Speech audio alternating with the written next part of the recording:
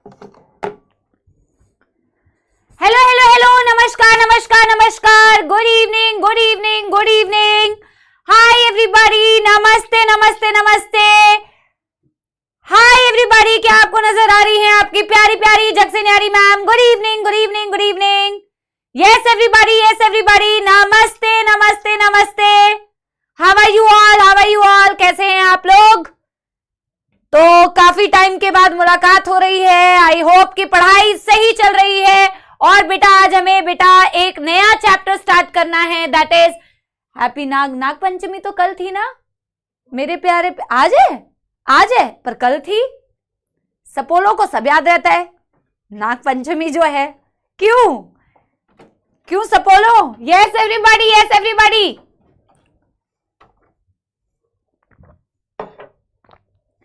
चलिए जी, बहुत ही बढ़िया। कल क्लास, क्योंकि मैंने ऑलरेडी बेटा बॉटनी की क्लास एक ली थी, तो वो क्लास मैंने रिटर्न कर दी। मैंने बॉटनी की एक और क्लास ली हुई है पहले, सर को मैं सारी क्लासेस रिटर्न कर दूंगी। सुनो मेरी बात। अच्छा, पढ़ाई कैसी चल रही है बच्चों? आज हमें नया चैप्टर स्टार्ट करना है, that is the second unit का, बायोटेक्नोलॉजी यूनिट का second chapter, that is biotechnology and its application.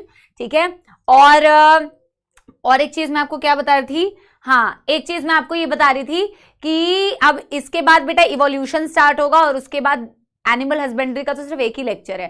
तो आई थिंक एप्लीकेशन वाला चैप्टर अराउंड 4 से 5 लेक्चर्स में हमारे ये चैप्टर खत्म हो जाएगा। ठीक है, यस एवरीबॉडी, चलिए बहुत ही बढ़िया। तो बेटा आप लोग बहुत ही अच्छे हैं। ठीक है, क्या बोल रहे हो तुम?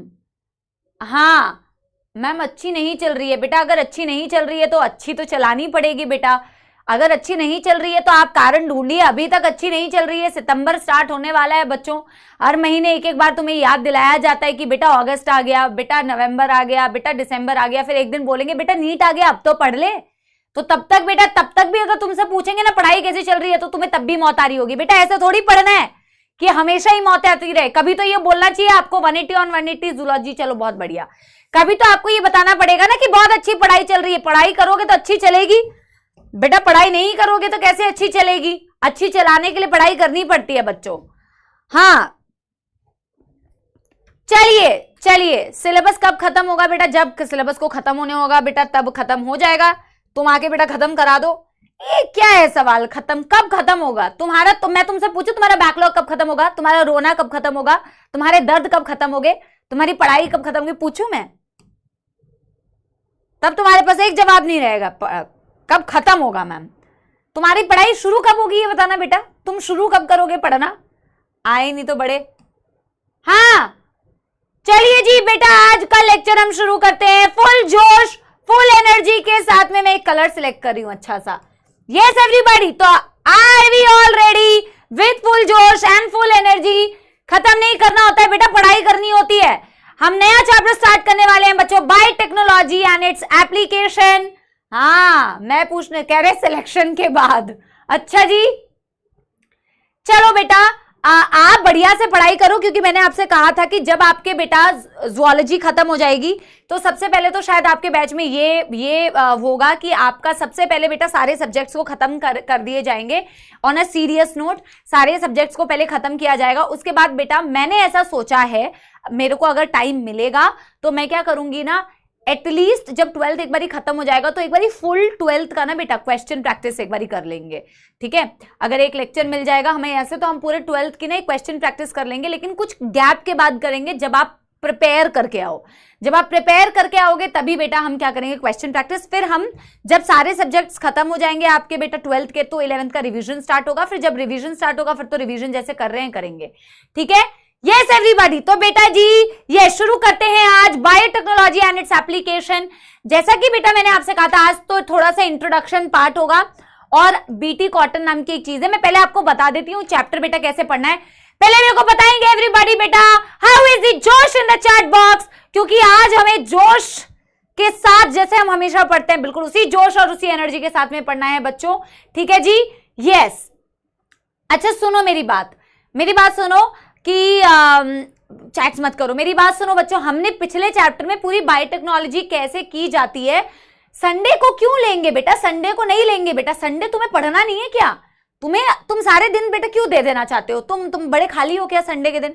संडे ले लो मैम, संडे ले लो, एक्स्ट्रा क्लास ले लो। अरे भाई पढ़ना नहीं है, खुद से नहीं पढ़ना है। हाँ, मैम से मिलने के लिए आना है क्या संडे? अरे पढ़ने के लिए, सेल्फ स्टडी के लिए भैया समय रखो। सबसे जरूरी सेल्फ स्टडी है भाई। टीचर कितना भी पढ़ा ले, सेल्फ स्टडी नहीं किया तो बेटा नहीं हो सकता। सेल्फ स्टडी करने के लिए समय निकालो। हम कोई संडे वनडे नहीं लेंगे। हम तुम्हारी बेटा जिस दिन भी, जब भी प्लान होगा, वीकडेज में जब भी क्लास होगी, मैं आपका खत्म करने से मैं मैनेज कर लूंगी। तुम लोड मत लो, मैं मैनेज कर लूंगी। सुनो मेरी बात, हमने बायोटेक्नोलॉजी चैप्टर में पूरा बायोटेक्नोलॉजी किया कैसे जाता है, पूरा पढ़ा कैसे किया जाता है बच्चों। हमने देखा यार जेनेटिक इंजीनियरिंग की जाती है। जेनेटिक इंजीनियरिंग बच्चों कैसे की जाती है? जेनेटिक इंजीनियरिंग की जाती है जब आप को कोई भी जीन चाहिए तो आप कहीं से भी पहले तो वो जीन को, पूरे डीएनए को निकालते हो। पर पूरे डीएनए से तुम्हें काम नहीं, उसमें से तुम्हारा इंटरेस्ट का एक टारगेट जीन एक होता है। तो तुम क्या करते हो बच्चों, उस टारगेट को तुम कट करते हो बच्चों। और टारगेट को कट बोल रही हूँ, टारगेट को कट करने के लिए बच्चों तुम्हें क्या चाहिए होते हैं? रिस्ट्रिक्शन एंजाइम्स चाहिए होते हैं। तो तुम रिस्ट्रिक्शन एंजाइम्स का यूज करते हो और रिस्ट्रिक्शन एंजाइम्स का यूज करके उनको कट करते हो। कट करने के बाद उन्हें सेपरेट करते हो। सेपरेट करने के लिए इलेक्ट्रोफोरेसिस चलाते हो। इलेक्ट्रोफोरेसिस में जब आपका जीन मिल जाता है, फिर आप अपने जीन ऑफ इंटरेस्ट को वहां से निकाल लोगे। इंटरेस्ट ऑफ जीन को, जीन ऑफ इंटरेस्ट को जब तुम निकाल लोगे, फिर उससे क्या करते हो? एम्पलीफाई।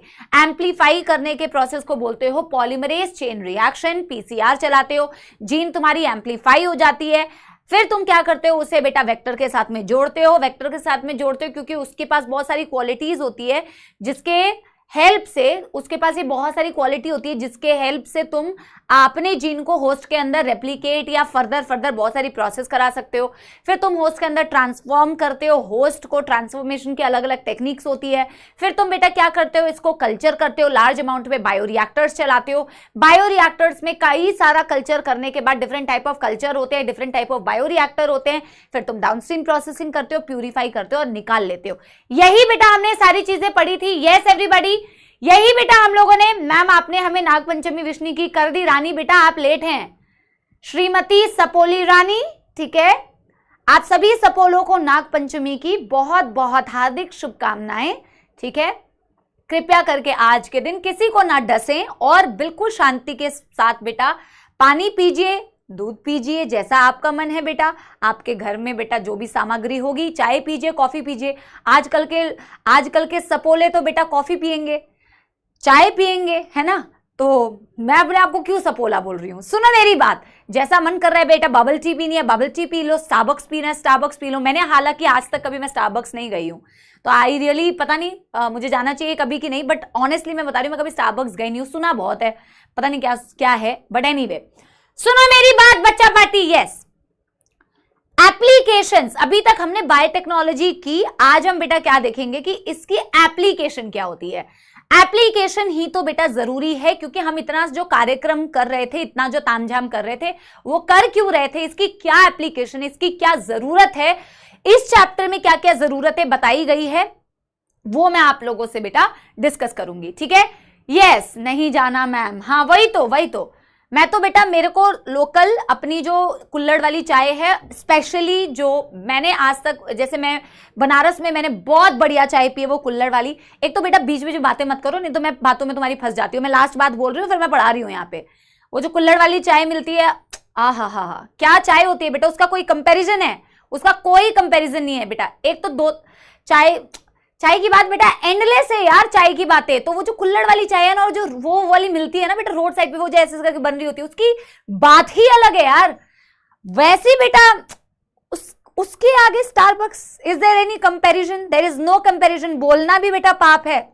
तू चलिए जी स्टार्ट करते हैं बच्चों। मैं पहले आपको बता देती हूँ इस चैप्टर में बेटा हमें पढ़ना कैसे, इस चैप्टर में हमें पढ़ाई कैसे करनी है बच्चों। इस चैप्टर में हमें एप्लीकेशंस देखने, तो मैं आपको बता देती हूँ मोटा मोटा इस चैप्टर में किस तरीके से चैप्टर की डिवीजन है, ठीक है बेटा। तो इंट्रोडक्शन में हम कुछ बेटा इंट्रोडक्शन की चीजें, इंट्रोडक्शन जैसे होता है, जैसे ये लिखना नहीं है प्लीज डोंट राइट, ये मैं बता रही हूँ चैप्टर हम किस तरीके से पढ़ेंगे। तो थोड़ा सा इंट्रोडक्शन देखेंगे, ठीक है। चलिए जी, यस, हाँ सुनो, इंट्रोडक्शन करेंगे, इंट्रोडक्शन में काफी कुछ है इस चैप्टर में, तो इंट्रोडक्शन वाला पार्ट देखेंगे। फिर बेटा इस चैप्टर में बड़े बड़े जो मतलब मेजर टॉपिक्स एक्सप्लेन किए गए हैं वो है एक BT cotton, paste resistant plant हमने कैसे बनाया, एक RNA interference again paste resistant plant, ठीक है, पेस्ट से बचाने के लिए हमने प्लांट में कैसी मॉडिफिकेशन की है, ट्रांसजेनिक प्लांट्स बनाए हैं। फिर बेटा एक हम पढ़ेंगे genetically modified insulin, you don't have to write it, don't write it, genetically modified insulin, ठीक है, इसके बारे में इस चैप्टर में पढ़ेंगे। जीन थेरेपी पढ़ेंगे इस चैप्टर में, जो मैंने आपको एक बार ही पिछली क्लास में बताया भी था, जीन थेरेपी।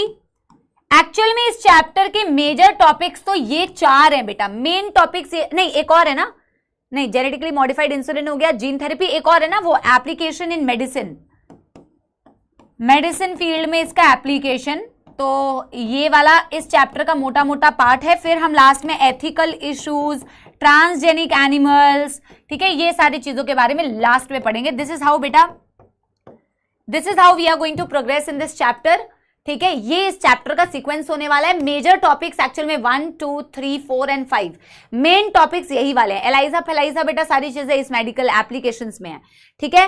अब मेरी बात सुनो बच्चों, आज हम जो चैप्टर बताने वाले हैं वो स्टार्टिंग का एनसीईआरटी वाला इंट्रोडक्शन वाला पार्ट होगा। शायद आज बीटी कॉटन स्टार्ट हो जाए, अगर हो जाएगा तो वेल एंड गुड, अगर नहीं भी हुआ, खत्म नहीं हो पाया तो कोई दिक्कत नहीं है। इंट्रोडक्शन वाली पार्ट में ना काफी सारी ऐसी जनरल बातें एनसीईआरटी में की हुई है कि हमारी बायोटेक्नोलॉजी के एप्लीकेशंस, बायोटेक्नोलॉजी की मेन क्रिटिकल रिसर्च एरियाज क्या हैं, ग्रीन रेवोल्यूशन क्यों आया था, क्या हुआ था, जेनेटिकली मॉडिफाइड अगर क्रॉप यूज करते हैं उसके क्या एडवांटेज होते हैं, ये सारी बेटा कुछ जनरल बातें इंट्रोडक्शन में की गई है जो हम सबसे पहले कवर करेंगे, और फिर हम बीटी कॉटन वाला जो टॉपिक है शुरू करेंगे, ठीक है। क्या आप बेटा बिल्कुल तैयार है एकदम? यस एवरीबॉडी, तो बेटा एकदम बेटा तैयारी बनाए रखिए, क्योंकि हम बेटा शुरू करने जा रहे हैं इस चैप्टर को, एप्लीकेशंस ऑफ बायोटेक्नोलॉजी। अच्छा, मेरे साथ साथ में लिखना स्टार्ट करो, मेरे साथ साथ में लिखना स्टार्ट करो। देखो, अगर मेन एप्लीकेशंस बेटा तुम देखो कि बायोटेक्नोलॉजी के मेजर एप्लीकेशंस कहां हैं, मेन एप्लीकेशंस बेटा क्या लगता है क्यों हम कर रहे हैं बायोटेक्नोलॉजी, सबसे ज्यादा एप्लीकेशन जो बेटा हर एक चीज की डिमांड एंड सप्लाई, हर एक चीज की ना बेटा डिमांड एंड सप्लाई वाली ही सिचुएशन है आज के डेट में। तो यार ये जो हम genetically modified crops, animals, transgenic animals बनाए जा रहे हैं क्योंकि नीड है भैया। पॉपुलेशन देखिए बेटा, पॉपुलेशन वाला वो चैप्टर तो पढ़ा ना हमने, रिप्रोडक्टिव हेल्थ, पॉपुलेशन की तुम देख सकते हो कि किस तेजी से बेटा पॉपुलेशन बढ़ रही है। सबसे मेन जो बायोटेक्नोलॉजी का एक एप्लीकेशन है वो है एग्रीकल्चर, खेती। भाई खेती नहीं करेंगे, एग्रीकल्चर नहीं करेंगे तो इतनी डिमांड को, जो हमारी डिमांडें बेटा बढ़ती जा रही है, इतनी जो जनता हमारी बढ़ती जा रही है, इतनी जो सपोला आर्मी हमारी बढ़ती जा रही है, उसकी बेटा डिमांड को पूरा कैसे करेंगे। तो सबसे ज्यादा मेजर एप्लीकेशन दिखता है आपको एग्रीकल्चर में बायोटेक्नोलॉजी का, जो हम इस चैप्टर में पढ़ेंगे भी। हम देखेंगे एग्रीकल्चरल प्रोडक्शन को किस किस तरीके से बेहतरीन बनाया जाता है, हम प्लांट्स को कैसे पेस्ट रेजिस्टेंट बना देते हैं, कैसे प्लांट में मॉडिफिकेशंस कर देते हैं, कैसे उसको बेटा आप अपने प्रोडक्टिविटी को किस तरीके से बेटा इंक्रीज करते हो। तो एक मेन एप्लीकेशन है बच्चों agriculture, very very important, salute to all the farmers, because बेटा अगर वो ना होते तो ऑफकोर्स ये सप्लाई कैसे होती, ठीक है। यस, और my father likes to do farming and all, और मेरे खुद के भी अगर मैं बात करूँ, वैसे मेरे डैड आर्मी में थे, नाउ ही इज रिटायर्ड। तो अभी हमारे गांव पे बेटा ही सेट, उनको गांव में रहना अच्छा लगता है, और गांव में हमारी जितनी भी जमीन है उनको वो खेती में पार्टिसिपेट करना बड़ा अच्छा लगता है। घर में तो वो कर ही रहे हैं, ये क्या आ गया, व्हाट इज दिस। तो बेटा घर में तो वो खैर क्या बोलते हैं, अपनी खुद का तो गार्डन उनका है ही, पर वो हमारी जो जमीन पे जो खेती होती है उसको भी उनको देखना बड़ा पसंद है, कुछ कुछ उसमें इन्वॉल्वमेंट उनको बड़ा पसंद है, वो सारी चीजें, ठीक है। तो एनीवे एग्रीकल्चर एक हो गया, और एक है बेटा मेडिसिन की फील्ड, क्योंकि आप खुद सोच के देखो बेटा इतनी बीमारियां हैं, इतनी सारी चीजें हैं, right. My grandfather was also, yes. अच्छा सुनो, वापस से आओ, सुनो। तो मेडिसिन के फील्ड में इतनी बीमारियां हैं, सबसे आम बीमारी जो तुमने सुनी हुई है बेटा डायबिटीज, क्योंकि इस चैप्टर में हम पढ़ने वाले हैं तो इसीलिए मैं डायबिटीज वाला एग्जांपल से तुम्हें समझा रही हूं। सबने बेटा शुगर सब सुना है, राइट। तो डायबिटीज बेटा बीमारी है तो ऑफ कोर्स बेटा उसको ट्रीट करने के लिए इंसुलिन की डिमांड है, demand and supply, it's all demand and supply. तो भैया इंसुलिन की इतनी डिमांड है, जेनेटिकली मॉडिफाइड इंसुलिन बनाने लग गए हैं आज के डेट पे। भाई जीन्स में लोगों के प्रॉब्लम है, जीन में कोई डिफेक्ट है तो भैया उसको जीन को ही तुम, अगर कोई गलत जीन है उसको सही सेट ऑफ जीन से रिप्लेस कर दो, जीन थेरेपी कर दो, ठीक है।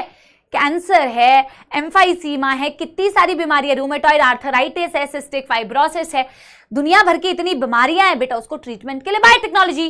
तो मेन दो एप्लीकेशन, कोरोना, कोविड का हालत तो बेटा सबको पता ही है, राइट। वैक्सीन बनाने की जरूरत पड़ गई थी और मैंने तुम्हें बताया भी था, third generation vaccine, second generation vaccine, we use बेटा क्या, वी यूज बायोटेक्नोलॉजी, ठीक है। मेरी बात समझ रहे हो? Yes everyone. तो दो सबसे मेन एप्लीकेशंस बायोटेक्नोलॉजी की, जो मेजर दो एप्लीकेशन है बेटा, that is agriculture and medicine. Biotechnology की मेजर जो एप्लीकेशन है वो है agriculture and in the field of medicine, ठीक है। एग्रीकल्चर लिखना है बच्चों, ये लिखना स्टार्ट करो, एग्रीकल्चर एंड मेडिसिन, इन दो फील्ड में बच्चा पार्टी, राइट एवरीबॉडी। अब बच्चों जैसे कि मैं मेडिसिन के फील्ड में आपको इस चैप्टर में क्या क्या पढ़ाऊंगी, इस चैप्टर में मैं आपको पढ़ाऊंगी बच्चा party genetically modified insulin.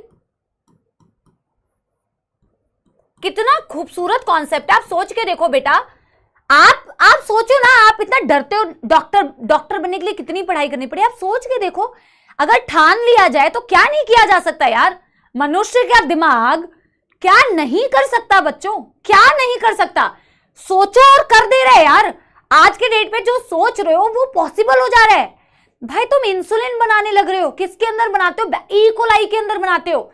Imagine करके देखो बेटा कि व्यक्ति क्या नहीं कर सकता।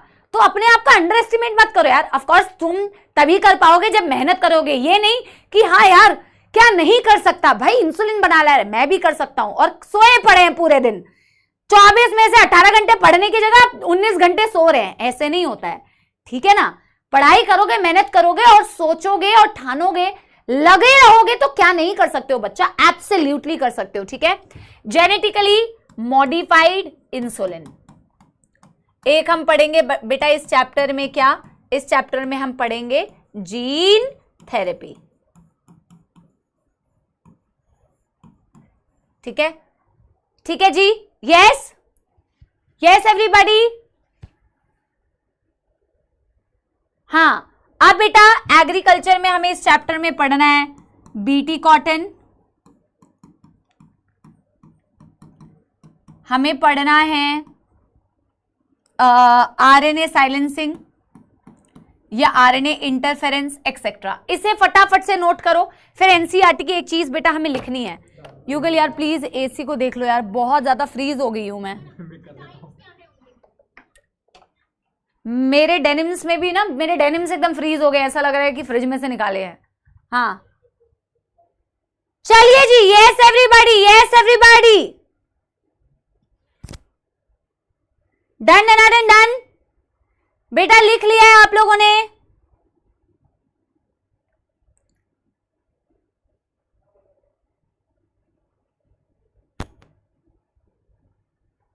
ठीक है। अब बेटा हम सबसे पहले देखेंगे एनसीईआरटी ने क्या बताया हुआ है। एकदम स्टार्टिंग में एनसीईआरटी ने ये बेटा, ये थ्योरेटिकल है, थ्योरेटिकल पार्ट है, ज्यादा जो एनसीईआरटी की चीजें एज इट इज समझना है। जैसे हमने बेटा क्या देखा था, हमने बायोटेक्नोलॉजी में यूरोपियन फेडरेशन ऑफ बायोटेक्नोलॉजी की एक डेफिनेशन देखी थी ना, जैसा एनसीईआरटी ने दिया हुआ था बिल्कुल वैसा ही पढ़ा है। एग्जैक्टली वैसे ही एनसीईआरटी ने सबसे पहले बेटा इंट्रोडक्शन पार्ट में ये एक चीज मेंशन की हुई है, आपको ये लिखना है। ये मैं लिख के क्यों लेके आई हूं, क्योंकि हमें एज इट इज एनसीईआरटी वाले पॉइंट्स लिखने थे, तो मैं आपको समझा दे रही हूं, पर एग्जैक्टली डिट्टो एनसीईआरटी में ये चीज लिखी हुई है। आप हेडिंग डालो अगेन, एप्लीकेशंस ऑफ बायोटेक्नोलॉजी, और एनसीईआरटी ने लिखा है देयर आर बेटा 3 critical research areas of biotechnology. बोला कि बायोटेक्नोलॉजी में 3 मेन क्रिटिकल मतलब वेरी इंपॉर्टेंट रिसर्च एरियाज हैं जिन पे काम चलता है, जिन पे रिसर्च चलती है। कौन सी 3 बेटा सबसे ज्यादा क्रिटिकल रिसर्च एरियाज है और क्यों? सबसे पहला, आप सुनते भी जाओ और लिखते जाओ बेटा, सुनते भी जाओ लिखते भी जाओ। सबसे पहले हमने लिखा हुआ है providing best catalyst in the form of improved organism, usually a microbe और अ प्योर एंजाइम। बोला सबसे पहला जो चीज बायोटेक्नोलॉजी में जो रिसर्च हमें करनी है, जिसपे सबसे ज्यादा रिसर्च चल रहा है कि भैया एक अच्छा कैटलिस्ट ढूंढो। कैटलिस्ट मतलब कोई भी एक ऑर्गेनिज्म ढूंढो जैसे भैया बायोटेक्नोलॉजी में बेटा आपको मैंने एक बार बताया था, दही बनानी है ऑर्गेनिज्म चाहिए, ठीक है, ब्रेड बनाना है ऑर्गेनिज्म चाहिए, वाइन बनानी है ऑर्गेनिज्म चाहिए, ठीक है। बहुत सारी चीजों में बेटा आपको या तो एंजाइम्स चाहिए होते हैं या तो कोई एक माइक्रोब चाहिए होता है। और सबसे इंपॉर्टेंट भाई, कल को तुम प्लान कर रहे हो कि मुझे सीवेज ट्रीटमेंट करना है, तो उसके लिए मुझे डेफिनेटली कोई ऑर्गेनिज्म चाहिए होगा या कुछ तो चाहिए होगा जिससे मैं वो चीज कर सकूं। तो मेरा सबसे पहली मेरी जो जिम्मेदारी है बच्चों की, मैं सबसे अच्छा एक कैटलिस्ट ढूंढूं, सबसे अच्छा एक ऑर्गेनिज्म ढूंढूं, एक माइक्रोब ढूंढूं, एक एंजाइम ढूंढूं जो मेरे काम को करा सके। मेरे को अगर बायोटेक्नोलॉजी करनी है तो सबसे पहले मुझे इसे ढूंढना पड़ेगा, राइट। तो मैं सबसे पहला जो मेरा रिसर्च एरिया है जो बायोटेक्नोलॉजी करती है कि एक बेस्ट ऑर्गेनिज्म को ढूंढने की कोशिश करती है। जो तुम काम कर रहे होगे उस काम को जो ऑर्गेनिज्म की मदद से तुम करोगे वो ढूंढना एक दिन में थोड़ी मिल जाता है। ऐसा थोड़ी होगा कि एक दिन में मैं साइड हो जाती हूं, कोई बात नहीं बेटा, ऐसा थोड़ी है आज तुमने सोचा और कल तुम्हें मिल गया। भाई तुम्हें बहुत सारे ऐसे ऑर्गेनिज्म हो सकते हैं मिल रहे होंगे, उनमें से बेस्ट को तुम सिलेक्ट कर सकते हो, राइट। तो पहला कर्तव्य है भाई, पहला कर्तव्य यह है कि you have to find the best catalyst and you have to find the best catalyst which can be a organism, which can be a microbe और it can be any enzyme. अब तुमने वो तो ढूंढ लिया, फिर तुम्हें क्या करना है बेटा, अब रिसर्च किस पे चलेगी? अब रिसर्च चलेगी भाई, उसको तो मैंने ढूंढ लिया, लेकिन उसको तो मैंने ढूंढ लिया पर वो किस कंडीशन पे सबसे अच्छा काम करता है ये मुझे पता ही नहीं है। उसके काम करने के बेस्ट कंडीशन क्या है ये मुझे पता होना चाहिए। तो we have to create optimal conditions, जो मैंने सेकंड पॉइंट पे लिखा हुआ है, मैंने साइड में हो गई हूं। हमें क्या करना है बच्चों, we have to create optimal conditions through engineering for the catalyst to act. Organism तो ढूंढ लिया, लेकिन यही नहीं समझ में आ रहा कि वो काम किस सिचुएशन में सबसे बेहतरीन करेगा। जैसे अगर मैंने ढूंढ लिया, मैंने तो एक बच्चा पकड़ लिया कि भैया ये बच्चा जो है ये मस्त नीट का रिजल्ट लेके आके दे सकता है, इसमें वो पोटेंशियल है। मेरी बात ध्यान से सुनना। तो तुम वो हो मेरे लिए वो कैटलिस्ट जो कि मैंने, या वो ऑर्गेनिज्म या वो एंजाइम जो कि नीट क्रैक कर सकता है, उसमें वो पोटेंशियल है। दूसरी चीज मैं क्या कर रही हूं, उससे बेस्ट कंडीशन प्रोवाइड कर रही हूं या ऐसी बेस्ट कंडीशन में क्रिएट कर रही हूं जिससे वो बेहतरीन रिजल्ट लेके आ पाए। उसे अच्छे से पढ़ाओ, उसको अच्छे से बेटा खाना पीना खिलाओ, ठीक है, उसकी देखभाल करो, ठीक है जी। मैं नहीं कर रही हूं, मैं एक हाइपोथेटिकल एग्जांपल दे रही हूं। जैसे तुम कर रहे हो, तुम्हारे मम्मी पापा तुम्हारा ख्याल रख रहे हैं, ठीक है, मैक्सिमम लोगों का तो ख्याल रख ही रहे हैं बेटा, ठीक है, अच्छी कंडीशन प्रोवाइड कर रहे हैं, तुम्हारे पास अपना कमरा है, आराम से बैठे हो। यूजुअली तो यही चीज है, राइट। बकरा क्या होता है, नालायक ना हो तो, हाँ कुछ भी, ठीक है, पढ़ाई करना है, इजी सा काम है। अब मेरे को बेटा तुम उल्टा बोलोगे, बढ़िया ही इजी सा काम है, खुद कर लो फिर, ठीक है, कर ही रही हूं बेटा, तुम जैसे बच्चों को मैं पढ़ा रही हूं, सपोलो को, कितना आसान काम कर रही हूं मैं। सुनो, अब ऑप्टिमल कंडीशन प्रोवाइड करते हैं बेटा, वो दूसरा एप्लीकेशन है बायोटेक्नोलॉजी का, ठीक है। और तीसरा एप्लीकेशन रिसर्च एरिया है जिसपे काम चल रहा है, जिसपे हमें वर्क करना होता है ताकि हम बायोटेक्नोलॉजी को अच्छे से कर पाए। और फिर बेटा of course downstream processing technology पे बेटा काम चल रहा होता है ताकि हम प्यूरिफाई कर पाए प्रोटीन्स को या ऑर्गेनिक कंपाउंड को जो हमारे काम की है, ठीक है। तो ये तीन एज इट इज याद रखनी है, because this is pure NCERT, this is pure NCERT, that there are 3 critical research areas of biotechnology. Number 1 everybody, number 1 क्या है, मेरे साथ याद करो, number 1 क्या है, providing best catalyst which can be in the form of an improved organism। कोई बेहतरीन ऑर्गेनिज्म ढूंढो जो तुम्हारे उस काम को कर पाए, वो एक माइक्रोब हो सकता है, एंजाइम हो सकता है। उसे ढूंढने के बाद एक ऑप्टिमल कंडीशन क्रिएट करने की कोशिश करो जिससे कि आप उसको बेस्ट कंडीशन दे पाओगे, जिससे वो आपको बेस्ट रिजल्ट दे पाए। और तीसरा, बेहतरीन टेक्निक्स को ढूंढो डाउनस्ट्रीम प्रोसेसिंग की, ताकि प्यूरिफाई कर पाओ अपने प्रोडक्ट को, अपने प्रोटीन को, अपने ऑर्गेनिक कंपाउंड को, ठीक है। ठीक है, इसको बेटा मेरे साथ साथ में याद कर लो, लर्न कर लो। Done done done done done done done done कर लो बच्चा party. Yes everybody, done done done done कर लो, done done done done done done done done हो गया। फिर हम नेक्स्ट पेज पे चलेंगे। डन डन डन डन कर लो, फिर हम नेक्स्ट पेज पे चलेंगे।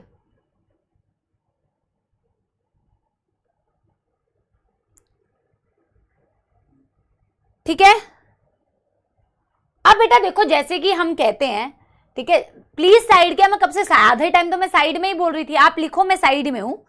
अब एनसीईआरटी ने अगेन बेटा इंट्रोडक्शन में सबसे पहले बात की है कि what is the biotechnological applications in agriculture. Agriculture में बायोटेक्नोलॉजी की क्या एप्लीकेशन है, एनसीईआरटी ने सबसे पहले यह बात की है। फिर उसने कहा है कि एग्रीकल्चरल प्रोडक्शन को बढ़ाने के हम क्या तरीके सोच सकते हैं। तो नेक्स्ट हेडिंग होगी applications of biotechnology in agriculture. ठीक है बेटा, सब लोगों ने कर लिया है तो एक थम्स अप दे दो। पीवाईक्यू ऑफ लास्ट चैप्टर करा तो चुकी हूं, पिछला एक सेशन गया था, कैसी बातें कर रहे हो? करा तो चुकी हूं, ठीक है, पहली बार आए हो क्या सेशन में? Biotechnological applications in agriculture. बेटा ये एसी ना मेरे को ठीक करके आने दो, एक सेकंड रुको।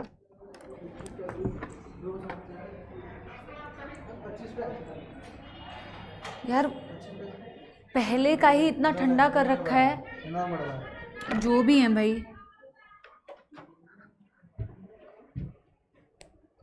Done done done done. अब बेटा देखो, according to NCERT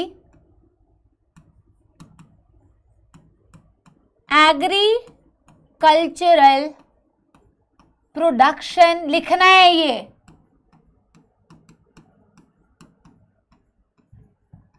can be thought to increase by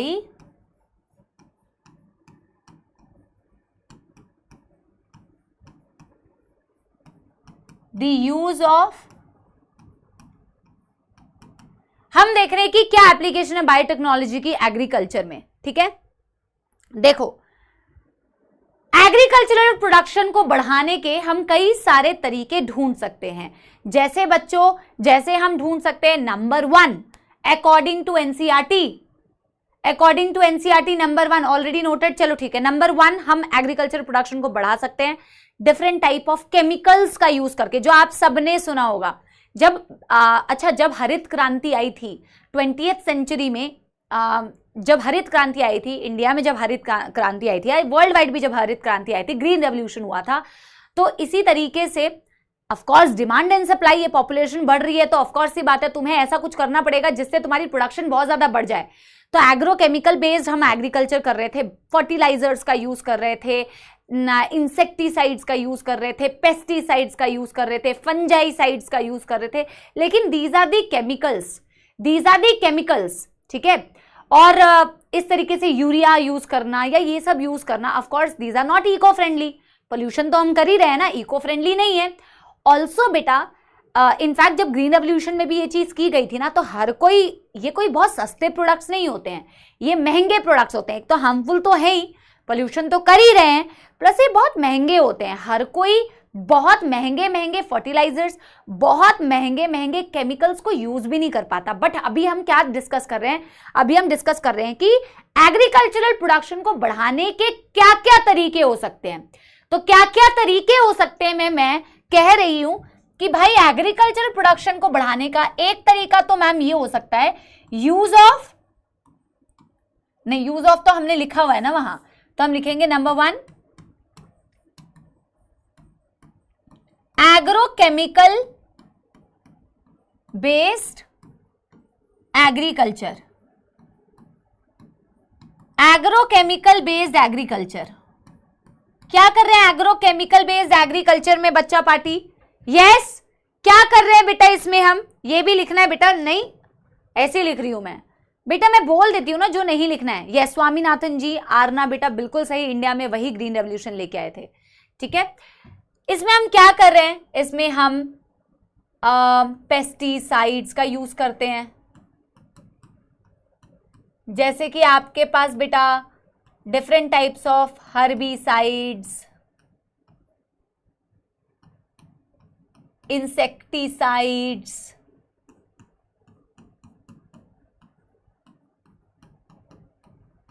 etcetera available है, ठीक है। केमिकल्स का यूज कर रहे हैं, ठीक है, फर्टिलाइजर्स का यूज कर रहे हैं, ऑल आर केमिकल्स।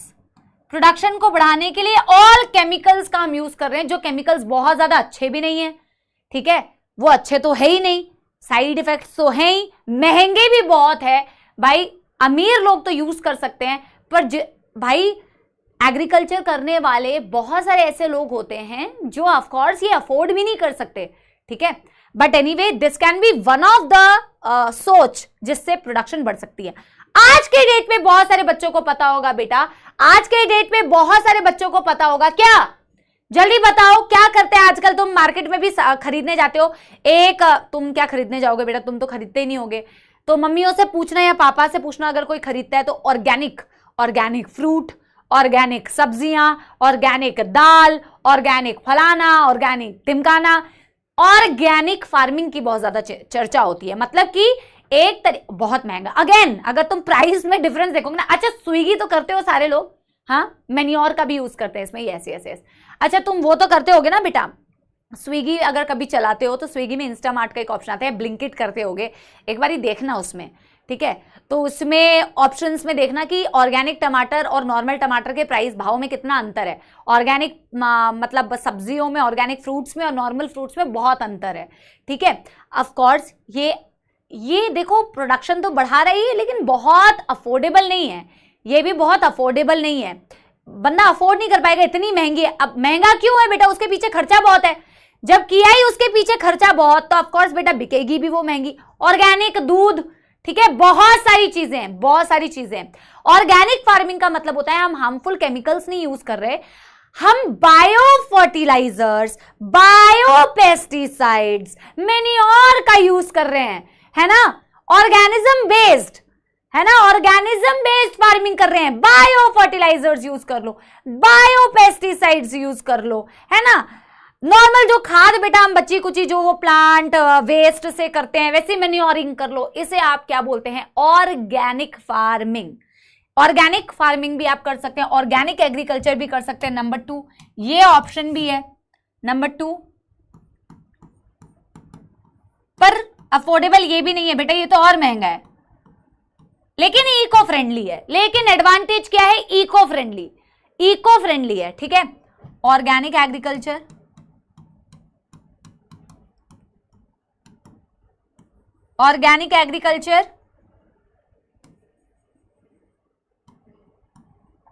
इसमें मैं कह रही हूं इसका एक एडवांटेज ये है कि भैया this is eco friendly,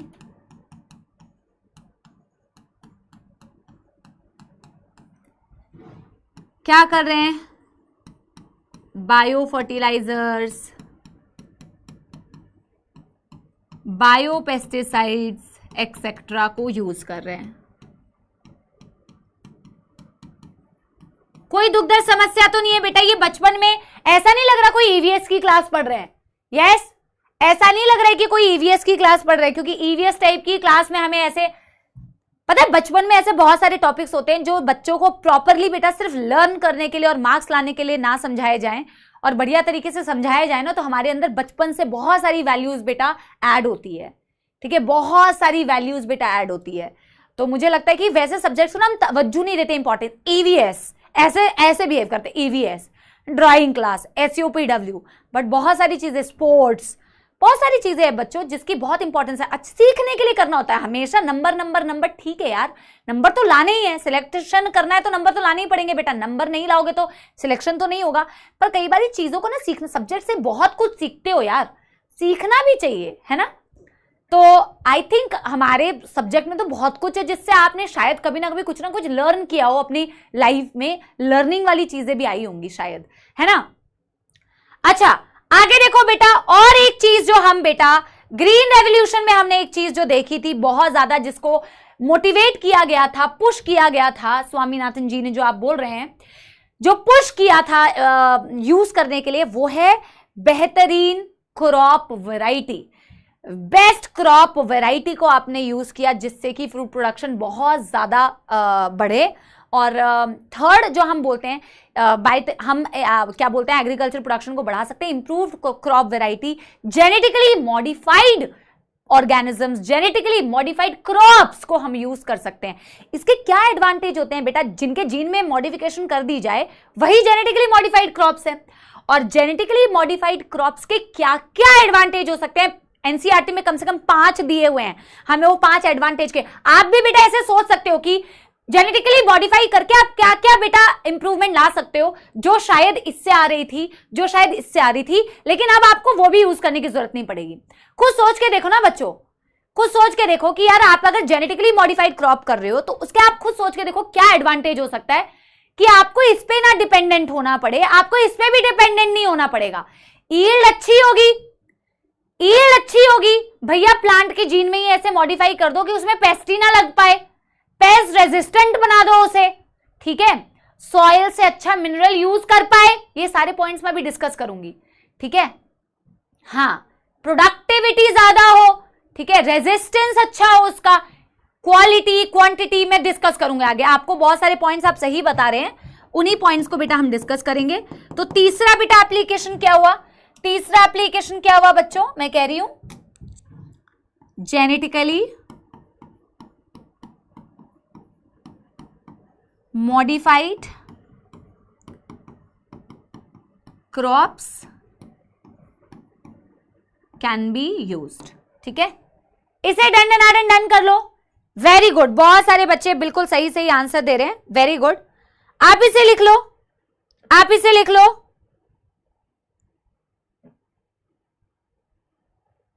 done कर लो।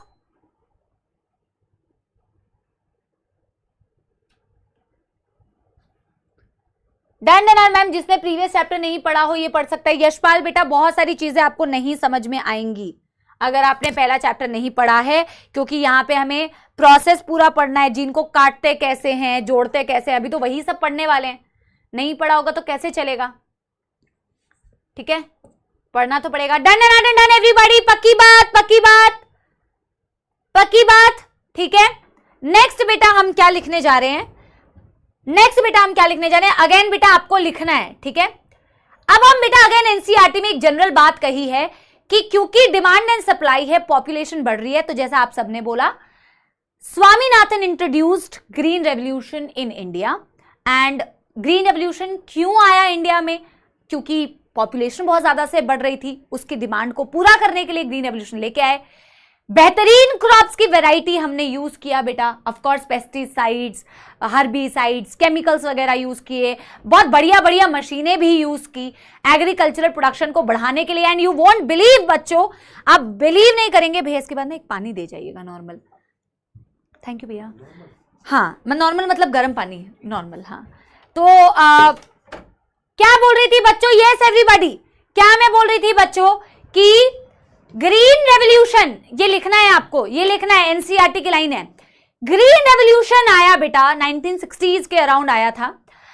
ग्रीन रेवोल्यूशन आया, एग्रीकल्चरल प्रोडक्शन 3 गुना बढ़ गया, ग्रीन रेवोल्यूशन से ट्रिपलिंग हो गई। ये ट्रिपलिंग से क्वेश्चन आया हुआ था नीट में, ट्रिपल्ड बेटा, एग्रीकल्चरल प्रोडक्शन से ट्रिपल्ड फूड सप्लाई हो गई। बट आप मानोगे कि वो ट्रिपल फूड सप्लाई भी काफी नहीं थी हमारी ग्रोइंग ह्यूमन पॉपुलेशन को फीड करने के लिए।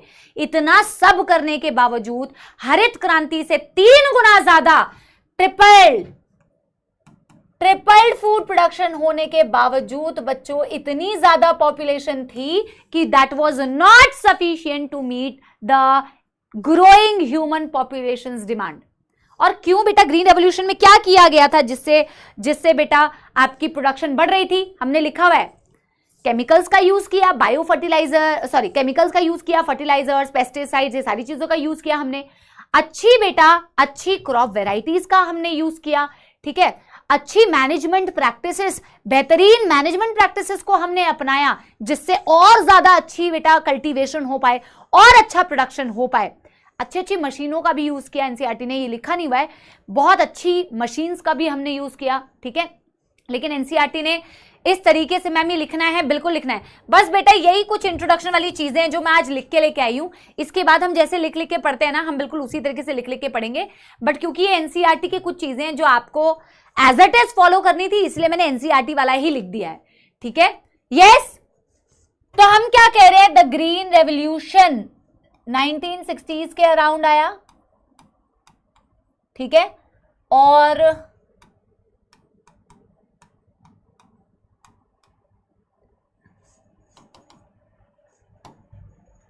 started in India by Mr. Swaminathan। NCERT में नहीं दिया हुआ है कि किन्होंने चालू किया था इंडिया में, ठीक है।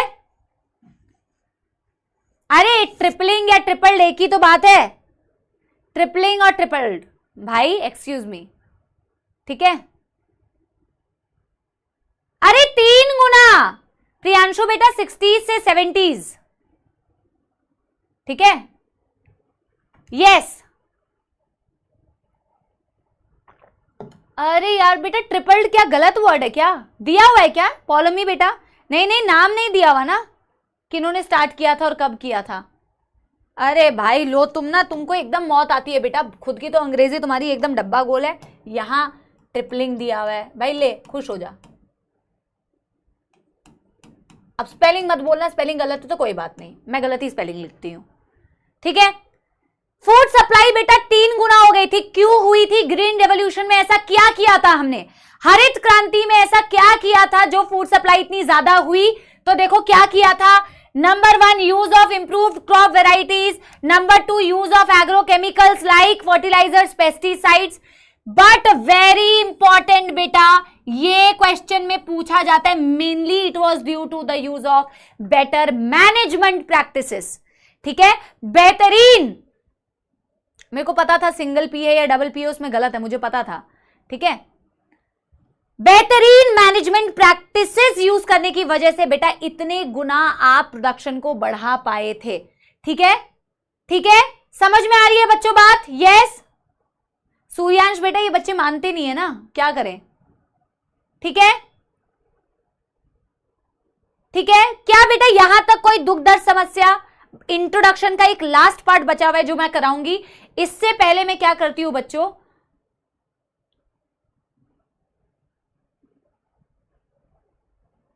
अभी सुनो मेरी बात। ओहो विकी बेटा, मैं चैट्स ऑफ करा दूंगी अब तुम्हारे ना। ट्रिपल्ड सही था मैम, ट्रिपलिंग में सिंगल पी है, तुम्हें समझ में आएगा ना क्या मैं बोल रही हूँ 3 टाइम्स।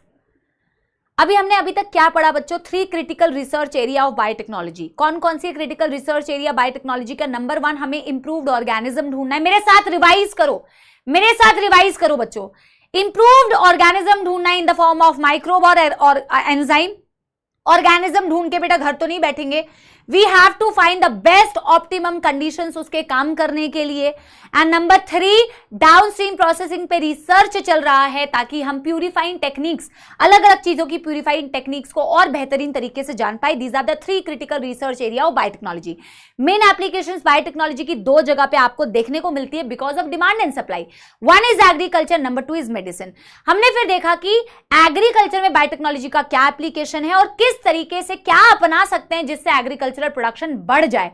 तो नंबर 1 हम देखते हैं agrochemical based agriculture, pesticides, fungicides, insecticides का यूज कर सकते हैं, लेकिन ये बहुत हार्मफुल केमिकल्स होते हैं, इको फ्रेंडली नहीं होते हैं, बहुत महंगे भी होते हैं जो हर कोई अफोर्ड नहीं कर सकता। नंबर 2 ऑर्गेनिक फार्मिंग, इससे भी ज्यादा महंगी, जहां हम बायो फर्टिलाइजर्स, बायो पेस्टिसाइड्स की बात करते हैं instead of these normal chemicals वाली चीज। It is eco friendly but it is very very महंगा, again it is not affordable. And number 3 बेटा हम कर सकते हैं इंप्रूव्ड क्रॉप वेराइटीज का यूज, या फिर हम बोल सकते हैं ट्रांसजेनिक, क्या बोलते हैं, जेनेटिकली मॉडिफाइड क्रॉप्स का यूज कर सकते हैं। जेनेटिकली मॉडिफाइड क्रॉप का यूज करने का क्या एडवांटेज है इसके बारे में मैं आगे बताऊंगी। फिर मैंने बोला कि भाई हमने इतनी बेहतरीन, बहुत अच्छी मैनेजमेंट प्रैक्टिसेस यूज की, बेहतरीन मैनेजमेंट प्रैक्टिसेस यूज की, हमने बढ़िया बढ़िया मशीनें लगाई, हमने केमिकल्स भी यूज किए, हमने इंप्रूव्ड क्रॉप वैरायटी भी यूज की और ग्रीन रेवोल्यूशन लाया। ग्रीन रेवोल्यूशन लाया, 3 गुना फूड सप्लाई को बढ़ा दिया, but it was still not sufficient to meet the demand of growing human population. ठीक है, ये बात समझ में आई? तो आप सोच सकते हो कि हमें और बेटा इंप्रूव क्रॉप वेराइटी। सोचो, बेहतरीन क्रॉप्स, ड्वार्स वैरायटी ऑफ क्रॉप्स को यूज करते थे यूजुअली, तो यानी कि हमें कुछ और करने की जरूरत है, कुछ और करने की जरूरत, मतलब अब हमें जीन में मॉडिफिकेशन करने की जरूरत है। भाई जीन को ही हटा दो ना यार, बेहतरीन क्रॉप वैरायटी यूज कर रहे हो तभी भी ईल्ड इतनी अच्छी नहीं हो पा रही, फर्टिलाइजर यूज कर रहे हो तो भी अच्छी वैरायटी नहीं आ पा रही, इतनी अच्छी मैनेजमेंट प्रैक्टिस यूज की फिर भी अच्छा प्रोडक्शन नहीं हो पा रहा, लॉस हो रहा है बहुत सारा, क्वालिटी उतनी अच्छी नहीं है, क्वांटिटी में कॉम्प्रोमाइज है। तो हम कहते हैं कि यार प्लांट में ही मॉडिफिकेशन कर दो ना, क्रॉप को ही मॉडिफाई कर दो ना, क्रॉप को मॉडिफाई कर दोगे तो आधी समस्या तो वहीं सॉल्व हो जाएगी। अब हम वही देखने वाले हैं कि जब आप क्रॉप में मॉडिफिकेशन कर देते हैं, उसके जीन में ही बेटा मैन्युपुलेशंस कर देते हैं, जेनेटिकली मॉडिफाइड क्रॉप बना देते हैं, उससे आपकी क्या क्या चीजें जो खराब हो रही थी अब वो इंप्रूव हो पाएगी। समझ गए? यस एवरीबॉडी, समझ गए? यस। तो बेटा अब हम 1 by 1 बेटा वही लिखेंगे। Advantage of GM plants, GM plants का मतलब होता है जेनेटिकली मॉडिफाइड प्लांट्स।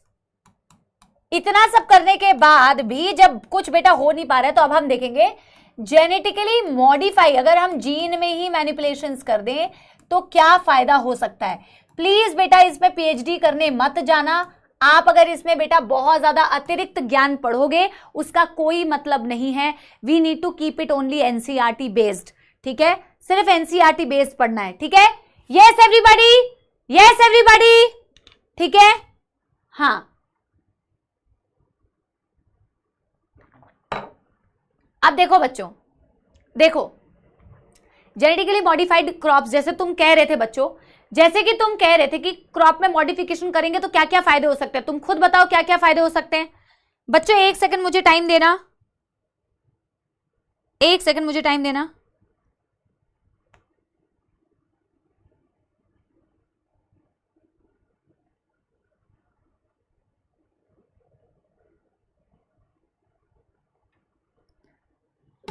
हाँ, क्या क्या एडवांटेज हो सकता है।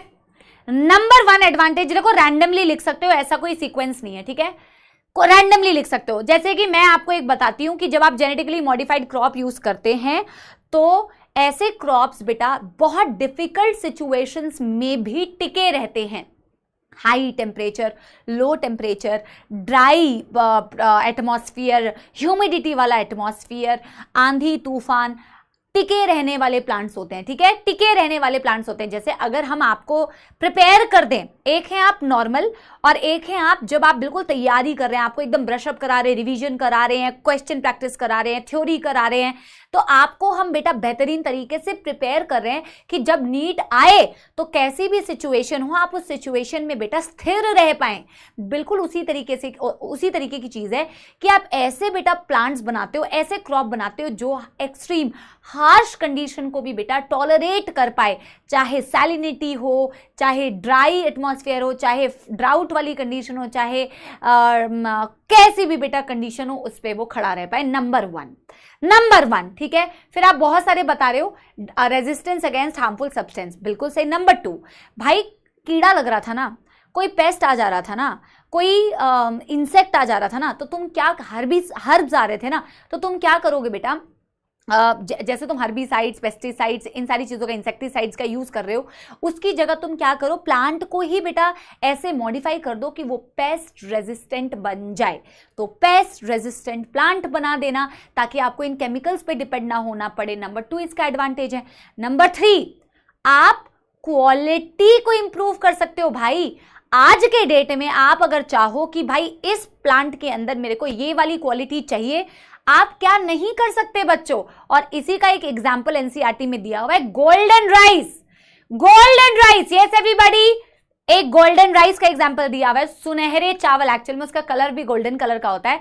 और गोल्डन राइस का क्या एडवांटेज है, वो न्यूट्रिशन वाइज उसका एडवांटेज है, नाइट ब्लाइंडनेस की प्रॉब्लम में भी वो आपको हेल्प कर सकता है, बिकॉज राइस के दानों में विटामिन ए एनरिच्ड वो राइस होता है। कैसे होता है थोड़ा सा उसका प्रोसेस में बताऊंगी, बट एनसीईआरटी में नहीं दिया हुआ है, एनसीईआरटी में नहीं दिया हुआ है, पर मैं आपको बता दूंगी। आप चाहो तो भैया क्या नहीं कर सकते, आपको कोई क्वालिटी एनहांस करनी है उसकी, आप कोई जीन बेटा डाल दो उसके अंदर, आप जीन उसके अंदर डाल दोगे तो वो क्वालिटी उसके अंदर बेटा आ जाएगी, यानी इंप्रूव्ड क्वालिटी हो सकती है। हाई प्रोडक्शन, अच्छा प्रोडक्शन हो सकता है, ज्यादा प्रोडक्शन हो सकता है, अनदर क्वालिटी।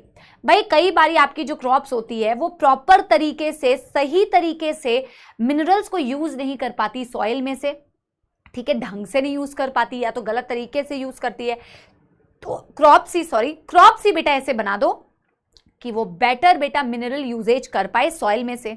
प्लस एक लास्ट में आपको बता देती हूं, कई बार ऐसा होता है सारा कुछ आपने सही किया बेटा, अटेंशन के साथ में बैठना, ठीक है, कई बारी बेटा क्या होता है सारा कुछ कर लिया बेटा, अब तुम खुद सोच के देखो, अब तुम्हारा एग्जांपल देती हूँ, सारी तैयारी कर ली बच्चों, बिल्कुल मेहनत करी, दिन रात पढ़ाई करी, प्रैक्टिस करी, ठीक है, सारा कुछ किया, टेस्ट दिया, क्लास अटेंड किया, होमवर्क किया, सब कुछ किया, लेकिन बेटा एग्जाम हॉल में जाके बेटा इतना घबरा गए, घबराने के बाद जो टेस्ट था उसके बाद टेस्ट बेकार हो गया।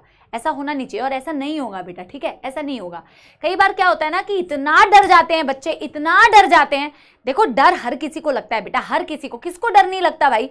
अगर कोई अच्छा काम करने के लिए जा रहा है बेटा, ये कोई ऐसा काम करने के लिए जा रहा है ना जो उसके लिए बहुत जरूरी है, बहुत इंपॉर्टेंट है, अगर मेरे लिए भी कोई काम बहुत इंपॉर्टेंट होगा, मेरे लिए कोई अच्छा काम होगा ना, तो मेरे को भी उसको करने से पहले डर लग रहा होगा बेटा, एंड डरना is very normal, it's a genuine feeling, but इतना नहीं डरने का बेटा कि तुम एकदम शगुन करके आ जाओ, डर को कंट्रोल करना होता है, ठीक है। उसी तरीके से भैया फार्मर ने क्या किया बेटा, पूरी बेटा अच्छे से इंप्रूव्ड क्रॉप वैरायटी यूज किया, ऐसी वैरायटीज को यूज किया जो किसी भी कंडीशन में जिंदा रह सकती थी, पेस्ट रेजिस्टेंट बना दिया, सब कुछ कर दिया, पर बेटा लास्ट में जब उसने उसको हार्वेस्ट किया, जब उसने हार्वेस्टिंग की, हार्वेस्ट करने के बाद भैया उसका जो अमाउंट, जो भी उसने बहुत क्वांटिटी में जो प्रोडक्शन किया था, टोमेटो का एग्जांपल ले लेती हूँ, वो सड़ने लग गया, वो तुरंत बेटा क्या हो गया, सड़ने लग गया। तो पोस्ट हार्वेस्ट लॉसेस को भी रोक सकते हो, जैसे बेटा टमाटर का एक एग्जांपल देते हैं इसमें, हालांकि एनसीईआरटी में नहीं दिया हुआ एग्जांपल, एनसीईआरटी में दिया हुआ है जब आप अच्छी क्रॉप वैरायटी यूज करते हैं बेटा तो पोस्ट हार्वेस्ट लॉसेस भी कम होते हैं। कोई इसके बारे में सोचता ही नहीं है कि आपने सारा कुछ सोच लिया उस हार्वेस्टिंग के पहले का, हार्वेस्ट के बाद का भी तो सोचो कि जब आप हार्वेस्ट कर लोगे इतना सारा, जो आपने टमाटर जैसा आपने एक मतलब एक क्या बोलते हैं बनाया, क्रॉप उगाया, और जब टमाटर आपके पास आया बेटा तो टमाटर सड़ने लग गया। तो टमाटर अगर बेटा सड़ने लग जाएगा तो फिर आपने जितनी भी क्वांटिटी में बनाया हो इसका क्या फायदा है। पोस्ट हार्वेस्ट लॉसेस को रोकने के लिए भी टेक्निक्स को यूज किया जाता है। तो टमाटर की भी बेटा ओवर राइपनिंग ना हो जाए, टमाटर की भी बेटा ओवर वो पक ना जाए, उसको रोकने के लिए भी आप जेनेटिक इंजीनियरिंग कर सकते हैं, जीन साइलेंसिंग करते हैं। आपके एनसीईआरटी में दिया नहीं हुआ है कि कौन से जीन को साइलेंट किया जाता है, बट ठीक है, समझ में आ गया बेटा। 1 by 1 इसको लिखूं, 1 by 1 बेटा इसको लिखूं, शेल्फ लाइफ बढ़ा रहे हो बेसिकली आप, ठीक है। यस, टमाटर बनाने लग गए यार नालायक कहीं के। हाँ, ये कुछ बच्चे हैं जो ना यही बनाने आते हैं बेटा, टमाटर बना देंगे, ठीक है। अभी मैं वो क्या बोलते, जो बोलूंगी ना वही बना ले, रोने का साइन बना देंगे, उल्टी का साइन बना देंगे, ठीक है, बादल बना देंगे, बिजली बना देंगे, पता नहीं क्या कर। बेटा तुम लोग ये साइंस ही बनाने आते हो क्या? जब बोल रही हूं, जब बोलूंगी थम्स अप दो तब थम्स अप दो, जब बोलूंगी दिल बना दो तो दिल बना दो। बेमतलब के टमाटर बना रहे हो, टमाटर बेच रहे हो क्या यहाँ पे? चलो नंबर 1 क्या एडवांटेज है? Number 1 increased production, increased production, ठीक है। Number 2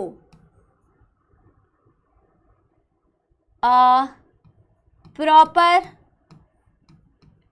mineral usage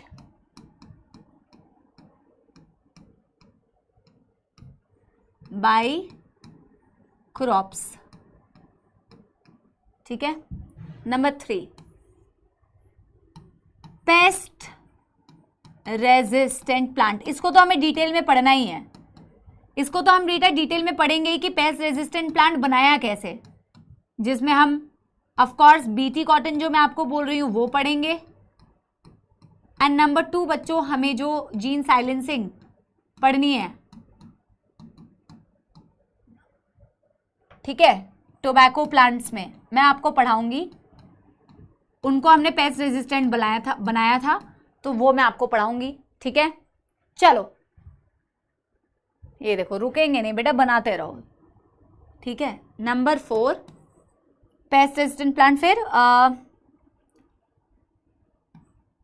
tolerant to abiotic stress, can tolerate, ऐसे लिख देते हैं, can tolerate abiotic stresses like high temperature, flood, drought,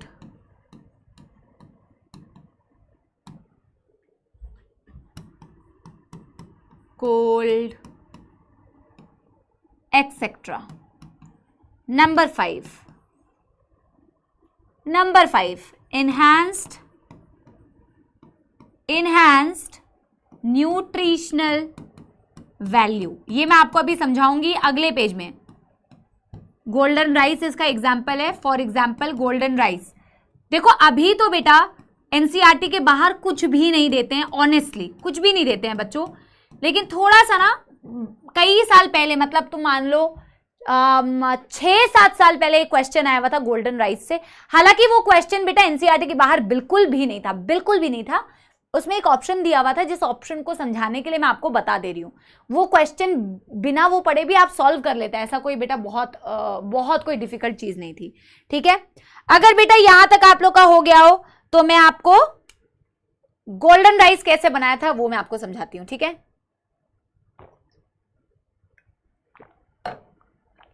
done कर लो। अरे ड्राउट, अरे भाई एचटी क्या है देखो तो, मेरा बोलना नहीं सुनते हैं, एचटी क्या है। पृथ्वीराज, ओ पृथ्वीराज, इसी पृथ्वी पे हैं आप? फिर लिख रहा है पृथ्वीराज एचटी। अर्थ पे ही हो ना तुम, कि तुम चांद चले गए? डन बेटा।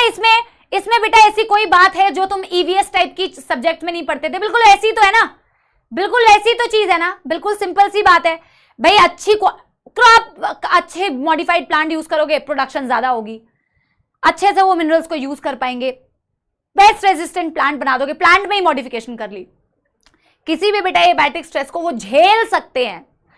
आंधी आए तूफान आए ना ना ना ना ना ओ, हम तो खड़े रहेंगे एकदम डट के, ठीक है। एनहांस न्यूट्रिशनल वैल्यू, अच्छी क्वांटिटी के साथ साथ अच्छी क्वालिटी भी आ सकती है, जिसमें मैं आपको अभी बताऊंगी गोल्डन राइस कैसे बनाया गया था, गोल्डन राइस में किस चीज की क्वालिटी थी, क्या क्वालिटी थी, ठीक है। Done everybody. अरे साइड तो बेटा मैं साइड होके ही तो कर रही थी। डन कर लो बच्चों, मैं 1 मिनट दे रही हूं, फटाफट से नोट कर लो। ये तो मेरे साथ साथ नोट करना चाहिए था, मैं तो तुम्हारे साथ साथ ही लिख रही थी बच्चों। डन कर लो फटाफट फटाफट फटाफट फटाफट, ठीक है।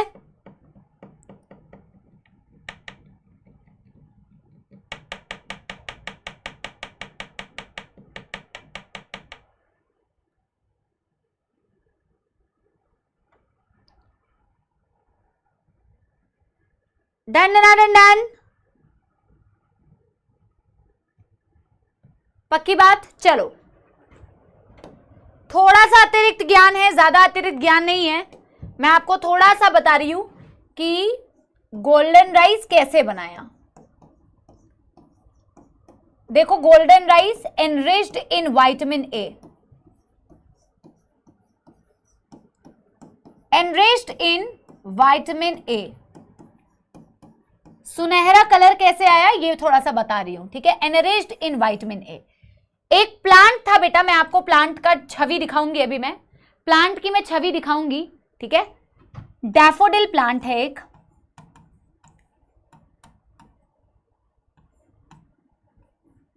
उसमें एक जीन पाई जाती है। मैंने आपको बनाना है, ये आपको बनाना है, बिल्कुल बनाना है। डैफोडिल प्लांट था, डैफोडिल प्लांट में एक जीन है बीटा कैरोटीन। नाम सुना है बीटा कैरोटीन का? नहीं सुना है तो अब तो सुन ही लिया होगा। हमने देखा डैफोडिल प्लांट में एक जीन है जो मेरे काम की है, बीटा कैरोटीन जीन। अब जो बच्चे कह रहे थे ना पिछला चैप्टर नहीं पढ़ा है तो क्या मैम पढ़ सकते हैं, उनको बेटा कैसे समझ लगेगा, कट करते हैं, जोड़ते हैं, फलाना फलाना। हाँ यस, आज कितना लिखना पड़ रहा है मैम? बेटा कभी कभी तो लिखना पड़ेगा ना। हमारे नोट्स जूलॉजी की कॉपी सच बताऊंगी तो बहुत कम बनेगी, ठीक है। मैं तो देखने नहीं आ रही हूं तुम्हारे पास, पर इतने तो फ्लो चार्ट्स बनाते हैं, काम थ्योरीज तो लिखते ही नहीं है, फ्लो चार्ट्स बनाते हैं, डायग्राम बनाते हैं। कभी कभी लिखना पड़ रहा है तो बेटा इतनी मौत नहीं आनी चाहिए। सुनो, बीटा कैरोटीन की जीन है इसके पास। मैंने क्या किया बेटा, मेरे को ना राइस, हम कोई भी एक नॉर्मल राइस की वैरायटी लेंगे, नॉर्मल राइस की वैरायटी को ही हम गोल्डन राइस में कन्वर्ट करेंगे, वो राइस में विटामिन ए का कंटेंट अच्छा हो जाए। तो मैंने क्या किया ना बेटा, डैफोडिल प्लांट, मैं अभी दिखाऊंगी, सुंदर सुंदर फूल होते हैं इसके। तो डैफोडिल प्लांट में बीटा कैरोटीन की जीन है, उसको मेरे को कट करके निकालना है ना? सही बोलते हो ना? यस मैम, मैं तो बोल ही रही हूं। जिस दिन तुम लोग रिजल्ट लेके आओगे और मुझसे मिलोगे, तुम लक्ष्य के ही बच्चे हो मेरे, अगले साल ही मिलने वाले हैं हम लोग, तो नोट्स जरूर लेके आना बेटा, ठीक है। अपने नोट्स जरूर लेके आना, मैं देखूंगी कि तुमने कैसे नोट्स लिखे हैं। बाई चांस अगर हम मिलेंगे, ठीक है, बाई चांस क्या मिलेंगे, ये ऑब्वियस सी बात है, ठीक है। कैरोटीन की स्पेलिंग गलत हो गई है, कैरो में ओ नहीं है। अब सुनो बेटा मुझे एक बात बताओ, अगर मुझे एक प्लांट में अब ये कैरोटीन जीन डालनी है, ठीक है, मुझे क्या करना है बच्चों, मेरे को इसी जीन को प्लांट में डालना है, तो सबसे पहले मेरे को इसे कट करना पड़ेगा। कट तो करना पड़ेगा ना बेटा, यूजिंग रिस्ट्रिक्शन एंजाइम मेरे को ये जीन को कट करना पड़ेगा। यस और नो एवरीबॉडी, यस और no, right? Using restriction enzyme gene is cut. जो हमने पिछले चैप्टर में पढ़ा है उसी का बेटा आगे का कंटिन्यूएशन है। मैंने जीन को कट करके निकाल दिया। अब मैं आपसे कह रही हूं मेरे को प्लांट में बेटा मॉडिफिकेशन करनी है। मेरे को प्लांट है मेरा होस्ट, तो जब प्लांट होस्ट होता है, यस, जब प्लांट होस्ट होता है मेरे बच्चों, यस, तो वेक्टर क्या यूज करते हैं, प्लांट को मेरे को ट्रांसफॉर्म करना है। मेरे को क्या करना है, इस बीटा कैरोटीन की जीन को नॉर्मल राइस की वैरायटी होती है उसमें इस जीन को इंट्रोड्यूस करना है, उसमें इस जीन को बेटा इंट्रोड्यूस करना है। यस, कौन से बेटा वेक्टर का यूज करेंगे, vector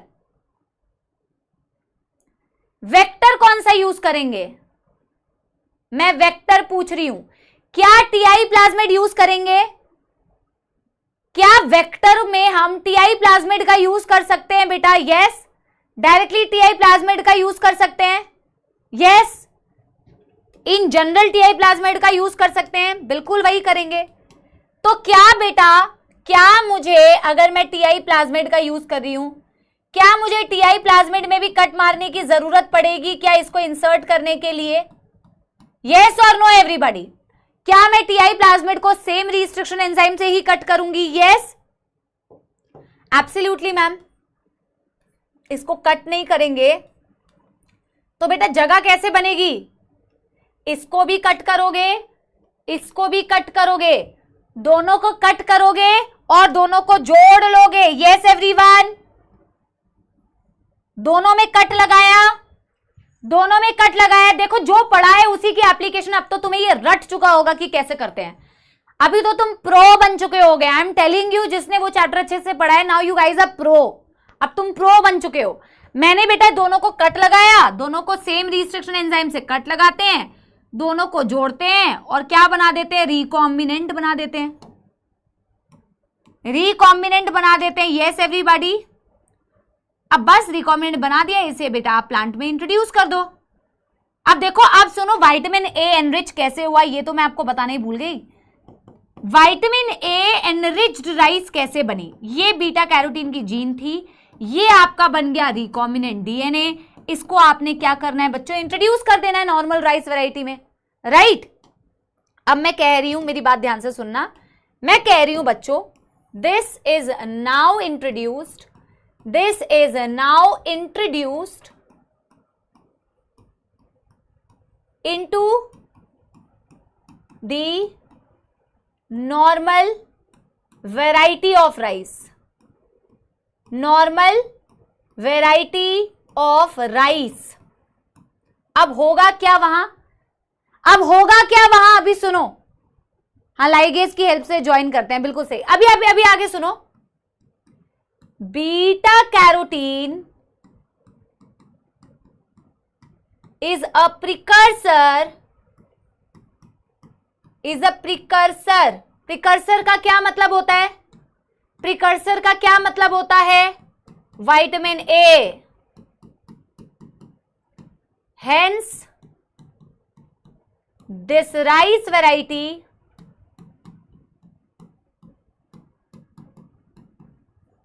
becomes vitamin A enriched. Vitamin A enriched. Yes everybody. Precursor का मतलब प्रिमिटिव।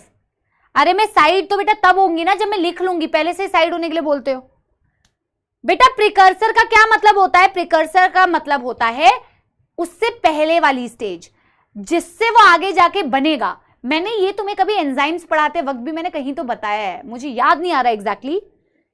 ठीक है, हाँ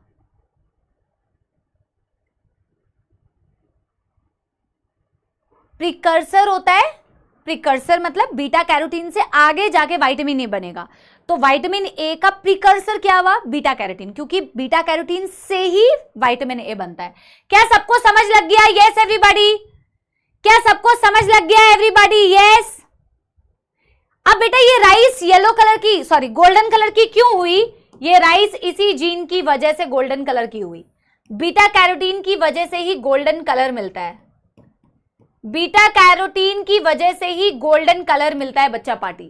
डन डनाडन डन कर लो, डन डनाडन डन कर लो बेटा। बीटा कैरोटीन की वजह से ही गोल्डन कलर मिलता है बच्चों, ठीक है।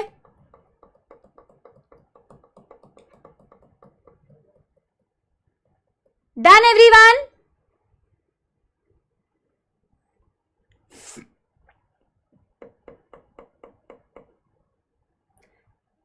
अरे प्रिकर्सर बोलते हैं बेटा, प्रिकर्सर। बाइल प्रिकर्सर, बिलिरुबिन, बिलिवर्डिन नहीं, वो तो बेटा ठीक है बेटा। क्या है इसमें कोई दुख दर्द समस्या? मैं एक बारी आपको डैफोडिल दिखाती हूँ और गोल्डन राइस दिखाती हूँ, ठीक है। ऐसे नहीं बेटा, मैं लेके नहीं आई हूं यहाँ हाथ में पेड़ उगा के तुम्हें दिखाऊंगी। इमेज है, गूगल इमेज है, वो दिखा रही हूँ, ठीक है बेटा। कोई दुख दर्द समस्या तो नहीं है? अभी तक जो पढ़ा है क्या समझ में आया? क्या अभी तक आपको जो पढ़ा है बेटा वो समझ में आया? कोई दुख दर्द समस्या तो नहीं है यहां तक? Yes, done.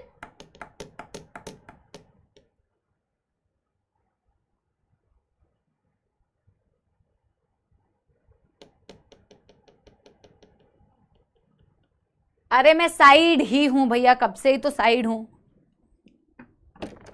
युगल एक पानी भिजवा दे यार। पक्की बात, डन डन डन बेटा। मैं इतना साइड होके तो थी इतनी देर से, आपने इतनी देर से नोट नहीं किया? अच्छा ये क्या हो गया?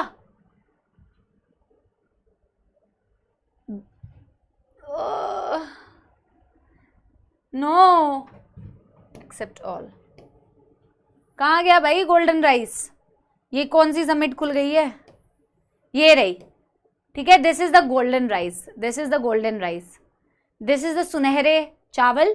बीटा कैरोटीन की वजह से golden rice with beta carotene can be sold in Australia.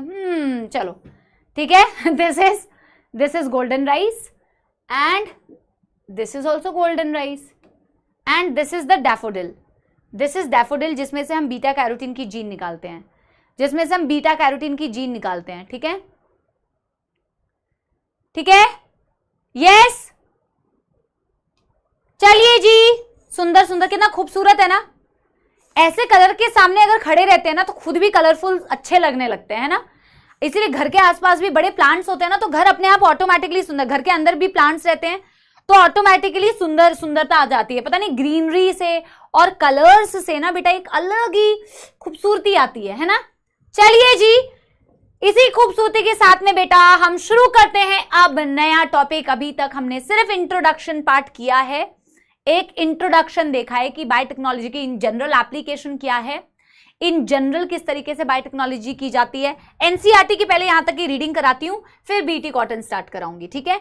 NCERT की पहले यहां तक की रीडिंग कराती हूं, फिर बीटी कॉटन स्टार्ट कराऊंगी, ठीक है। चलो, बहुत सारा है एनसीईआरटी का रीडिंग, ठीक है। तुम खुद तो बेटा करोगे नहीं, मौत आएगी तुम्हें, तो मेरे साथ ही कर लो, ठीक है।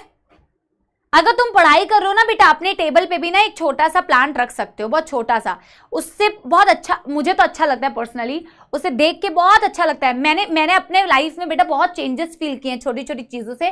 तो अगर आप करना चाहो तो बेटा मैं आपको सजेस्ट करूंगी 2-3 चीजें, जैसे जिस रूम में पढ़ रहे हो, अगर उसमें बेटा थोड़ी हवा आने का स्पेस हो ना, अगर पॉसिबल है तो थोड़ी ओपन विंडो वगैरह कुछ हो, हवा आ सके, उससे बहुत अच्छा बेटा, उससे डिजीनेस नहीं लगती, नींद नहीं आएगी ज्यादा। प्लस अगर आप छोटा सा प्लांट अपने टेबल पे रख सकते हो, वो भी बहुत अच्छी एक आदत है। प्लस मुझे लगता है कि थोड़ा बहुत भी ना, थोड़ी बहुत ब्रीदिंग एक्सरसाइजेस कर लिया करो 5-10 मिनट, या वॉक कर लिया करो। मुझे ऐसा लगता है कि इससे बहुत छोटी सी बात है, पर इससे बहुत पॉजिटिव चेंज आता है। 5-10 मिनट की बेटा एक्सरसाइज तो आप कर ही सकते हो। Deep breathing, deep inhalation, deep exhalation, थोड़ी बहुत प्राणायाम वगैरह कर लिया, कर सकते हो तो बेटा बहुत अच्छी बात है। नहीं कर सकते हो और नॉर्मली सही चल रहा है मामला, तो बहुत अच्छी बात है, ठीक है। अरे कोई भी प्लांट, मुझे लगता है मनी प्लांट बहुत अच्छे से टिक जाता है, तो मनी प्लांट रख सकते हो। उसके लिए तुम्हें बहुत उसको बड़ा करने के लिए मेहनत नहीं करनी पड़ेगी, उसको रख सकते हो, ठीक है। चलो अब बेटा एनसीईआरटी की रीडिंग करते हैं। आप एनसीईआरटी का पेज खोलिए एक बारी, ठीक है। Biotechnology, as you would have learned from the previous chapter, essentially deals with industrial scale production of biopharmaceuticals, biologicals using genetically modified microbes, fungi, plant, animals. ये सारे ही genetically modified ऑर्गेनिजम्स कहलाते हैं, GMO। तो हम बेटा इसका एप्लीकेशन फार्मास्यूटिकल्स में देखते हैं, हम एग्रीकल्चर में भी देखते हैं, और मेनली हम जेनेटिकली मॉडिफाइड ऑर्गेनिजम्स का यूज करते हैं इन सारी प्रोडक्शंस के लिए, microbes, fungi, plants and animals, ठीक है।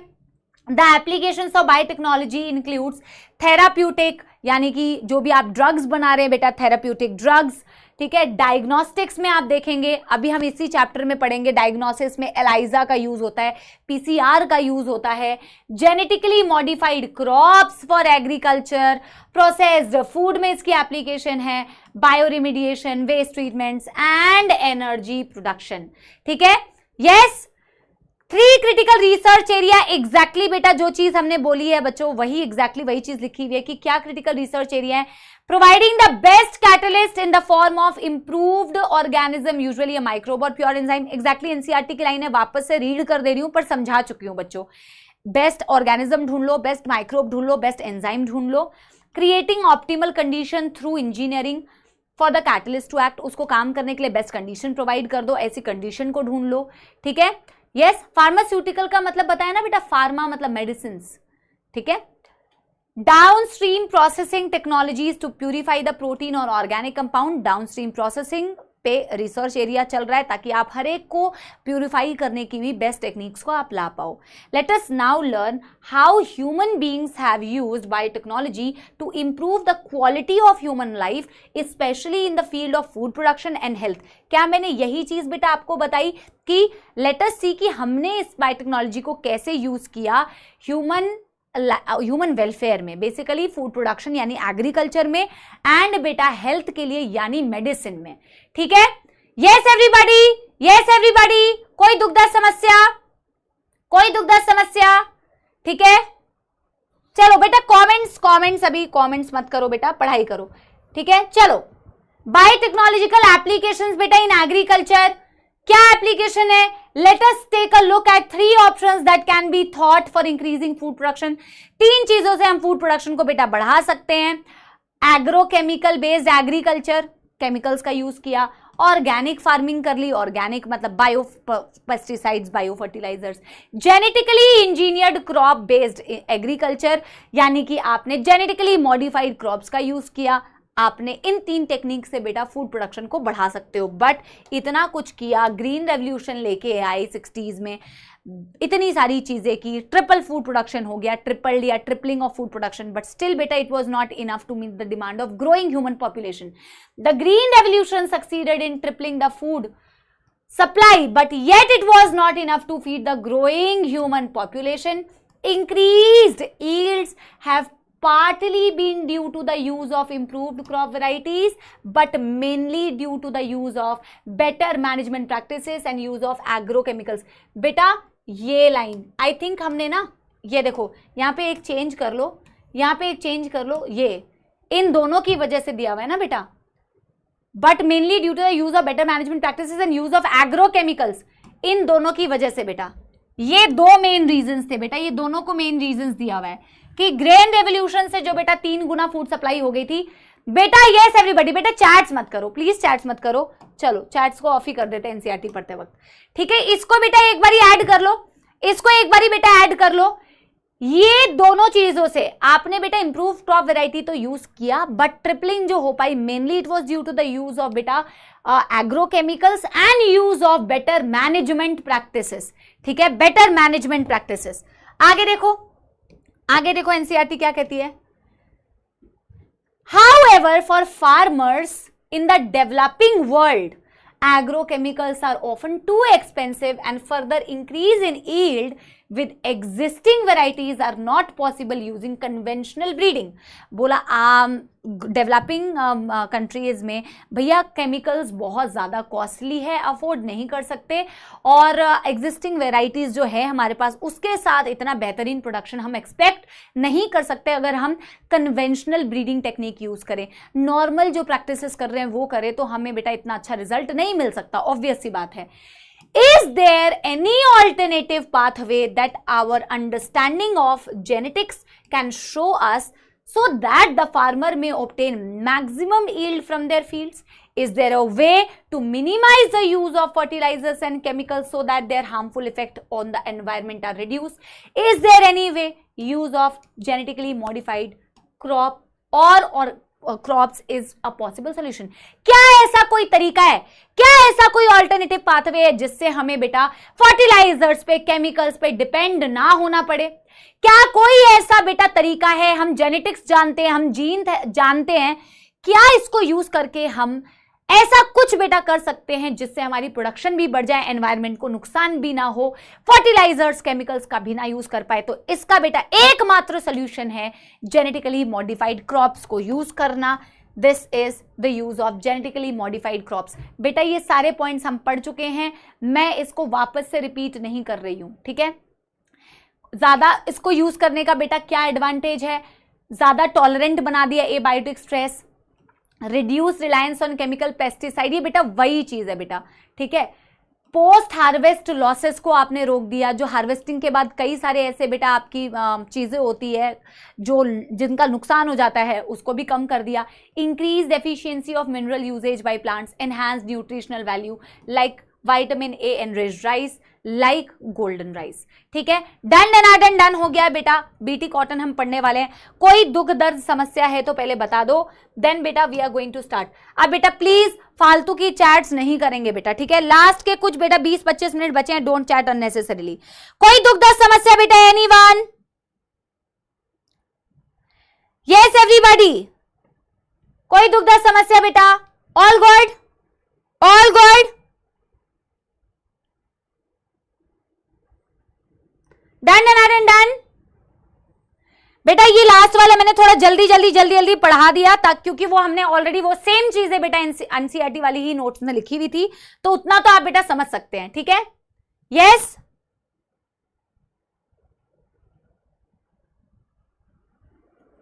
डन।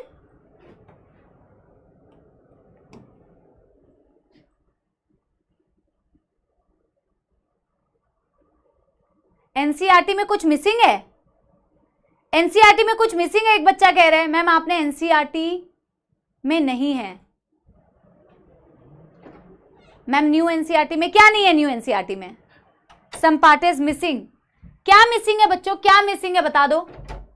न्यू एनसीईआरटी में डिफरेंट है। न्यू एनसीईआरटी में कुछ एडिशनल दिया हुआ है क्या? न्यू एनसीईआरटी में कुछ एक्स्ट्रा गिवन है?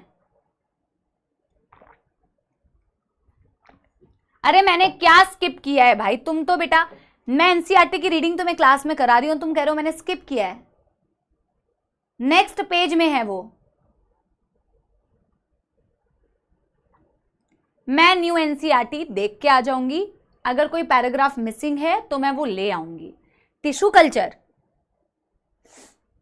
चलो कोई बात नहीं, चलो कोई बात नहीं, हो सकता है ये पुरानी एनसीईआरटी का है, तो जो चीज मिसिंग है वो मैं अगले बार ले आऊंगी, ठीक है, नेक्स्ट ले आऊंगी मैं, कोई दिक्कत नहीं है, मैं नेक्स्ट बार ले आऊंगी। उसके अलावा कोई दुखद समस्या, you skipped, I did not skip. एक तो बेटा ये मत बोला करो मैंने स्किप नहीं किया है भाई, जो मेरे पास एनसीईआरटी के स्क्रीनशॉट्स है वो लेके आ गई। अगर कोई भी चीज, डैफोडिल क्या है, डैफोडिल प्लांट है, टिश्यू कल्चर दिया हुआ है, कोई बात नहीं, न्यू एनसीईआरटी में एक्स्ट्रा जो दिया हुआ है 3 पैराग्राफ, जो भी हाइब्रिडाइजेशन आप बोल रहे हो वो मैं अगली क्लास में ले आऊंगी, कोई बेटा दुख वाली बात नहीं है, ठीक है। मैनिपुलेशंस का मतलब होता है चेंज करना।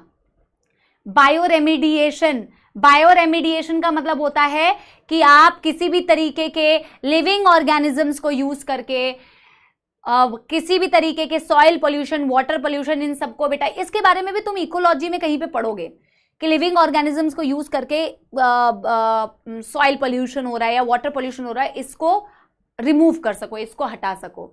टोटीपोटेंसी बेटा, सारी चीजें मैं एनसीईआरटी लेके आऊंगी, मैं एनसीईआरटी लेके आऊंगी। अभी मैं एनसीईआरटी का पैराग्राफ जिस दिन लेके आऊंगी मैं समझा दूंगी, मेरे पास पुरानी एनसीईआरटी वाले स्क्रीनशॉट है, कुछ नहीं छूटेगा बेटा, डोंट वरी, ठीक है, ठीक है। और कोई दिक्कत, और कोई दिक्कत? माइक्रो प्रोपोगेशन, कोई बात नहीं, वो सब तो बेटा जो पैराग्राफ छूटा है बेटा उसका बता रहे हो ना।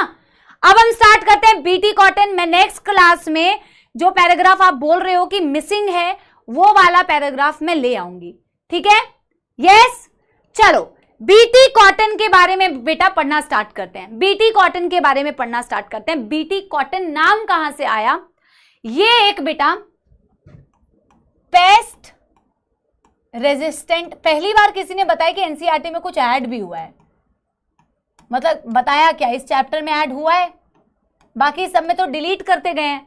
बाकी सब में बेटा जो हम पढ़ रहे हैं,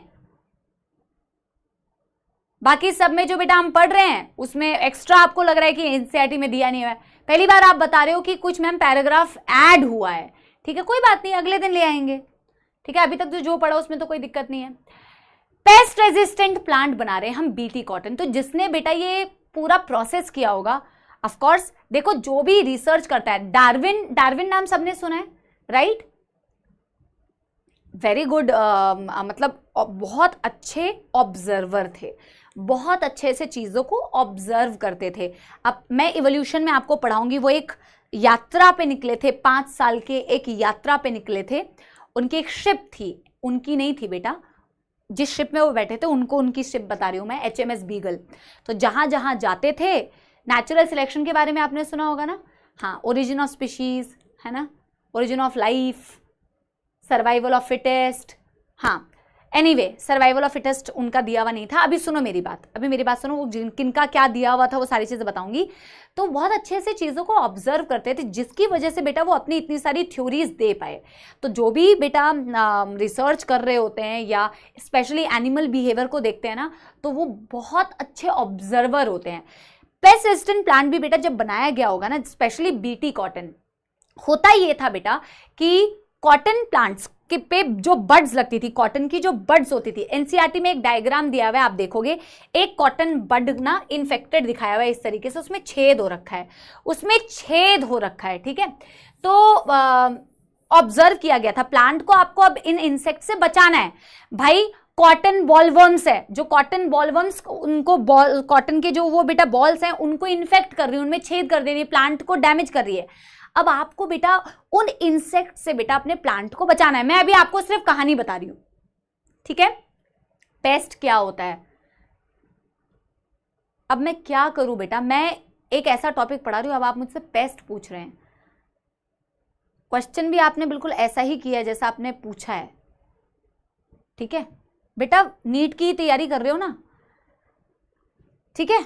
इंसेक्ट्स क्या है, पेस्ट है ना बेटा, डैमेज कॉज कर रहे हैं, तुम्हें इंसेक्ट से बेटा अपने प्लांट को बचाना है। तो तुमने बेटा, तुमने नहीं किया, जिन्होंने भी बेटा ये पेस्ट रेजिस्टेंट प्लांट बनाया उन्होंने ये ऑब्जर्व किया। अभी मैं आपको टॉपिक का ओवरव्यू दे रही हूं, इसी टॉपिक का जो ओवरव्यू दे रही हूं, पूरा यही टॉपिक डिटेल में पढ़ना है।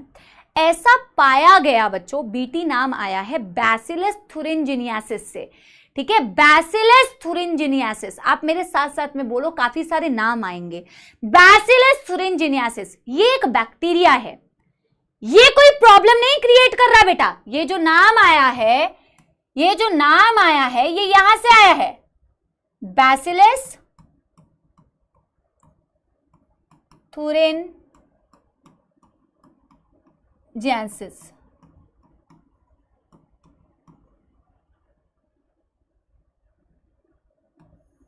This is a bacteria. इससे प्लांट को कोई दुख दर्द समस्या नहीं है।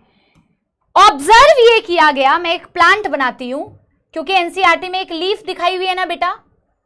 ऑब्जर्व ये किया गया, कॉटन बॉलवर्म्स क्या कर रहे थे, कॉटन की बनाना है आप सभी को, आप सभी को बनाना है, आप सभी को बनाना है, ठीक है बेटा। ऑब्जर्व ये किया गया, जो आपके इंसेक्ट्स जो मैं आपको बता रही हूं ना, कॉटन बॉलवर्म्स थे जो कॉटन प्लांट को डैमेज कर रहे थे। ऐसा पाया गया कि कुछ कुछ प्लांट्स पे जब ये फीड करते थे, प्लांट्स पे फीड ही तो करेंगे, ठीक है, प्लांट्स पे फीड ही तो करेंगे, राइट, यस।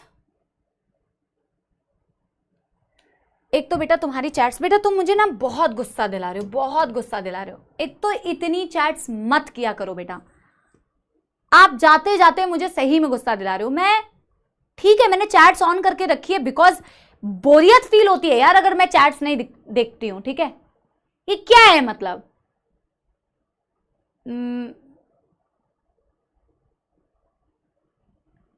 ठीक है, अगर टीचर ने कभी डांट भी दिया कि तुम्हें पेस्ट का मतलब नहीं पता है तो इसका मतलब क्या बेटा, मैं तुम्हें नहीं बताती हूँ क्या, क्या नहीं बताती हूँ क्या, कोई वर्ड का मतलब नहीं बताती हूँ, छोड़ देती हूँ ऐसे ही, जो मुझे एटलीस्ट दिख जाता है बेटा, क्या मैं नहीं बताती हूँ, सारी चीजें बताती हूँ ना बेटा। एक बच्चा लिख रहा है तो क्या हुआ, उसे पेस्ट का मतलब नहीं पता था, वो पेस्ट लिख रहा है, ठीक है, और एक कह रहा है कि अरे भाई बताती हूँ ना बेटा मैं, तुम क्यों मतलब जबरदस्ती का क्यों पोक करते हो बेटा, क्यों ऐसे करते हो कि मेरे को मतलब तुम नॉट फील गुड करा रहे हो। ऐसी क्या गलती कर दी बेटा, हाँ क्यों ऐसे कर रहे हो, क्या कुछ कर दिया मैंने, हाँ।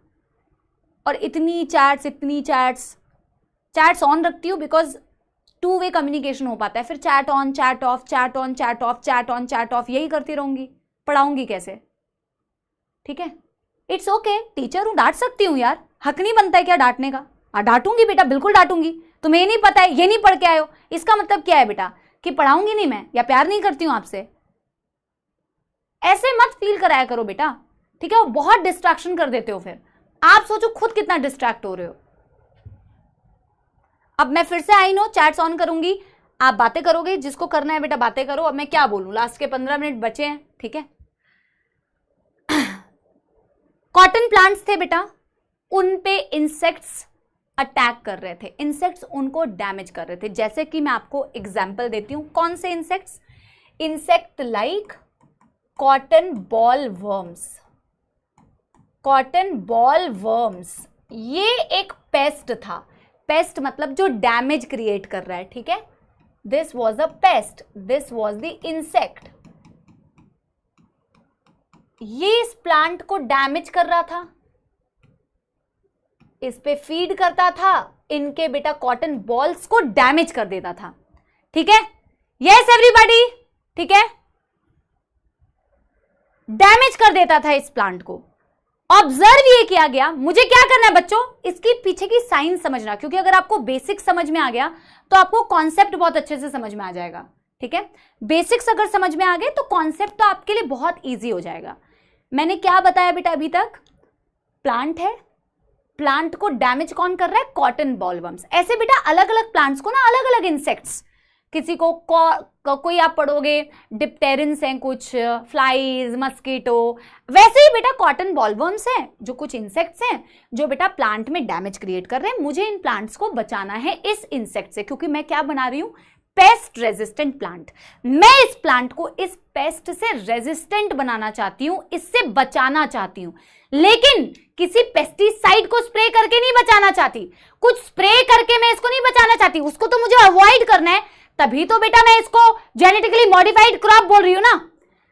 ऐसा ऑब्जर्व किया गया कि जब ये प्लांट पे फीड करता था, जब ये प्लांट पे फीड करता था, जब ये प्लांट को खाता था ना, तो कई बार प्लांट पे रहने वाले कुछ बैक्टीरिया थे, जिसे मैं वो बैसिलस बोल रही हूं, कई बार ऐसा होता था बच्चों कि ये भाई साहब जब इसको खाते थे तो ये बैसिलस को भी खा जाते थे। बैसिलस क्या था? बैक्टीरिया, जो किसके ऊपर रहता था बेटा? जो इसी प्लांट के ऊपर रहता था। बैसिलस से प्लांट को कोई दुख दर्द समस्या नहीं है। समस्या किससे है? इस इंसेक्ट से। और इस इंसेक्ट को किससे समस्या है? इससे समस्या है। पता है कैसे?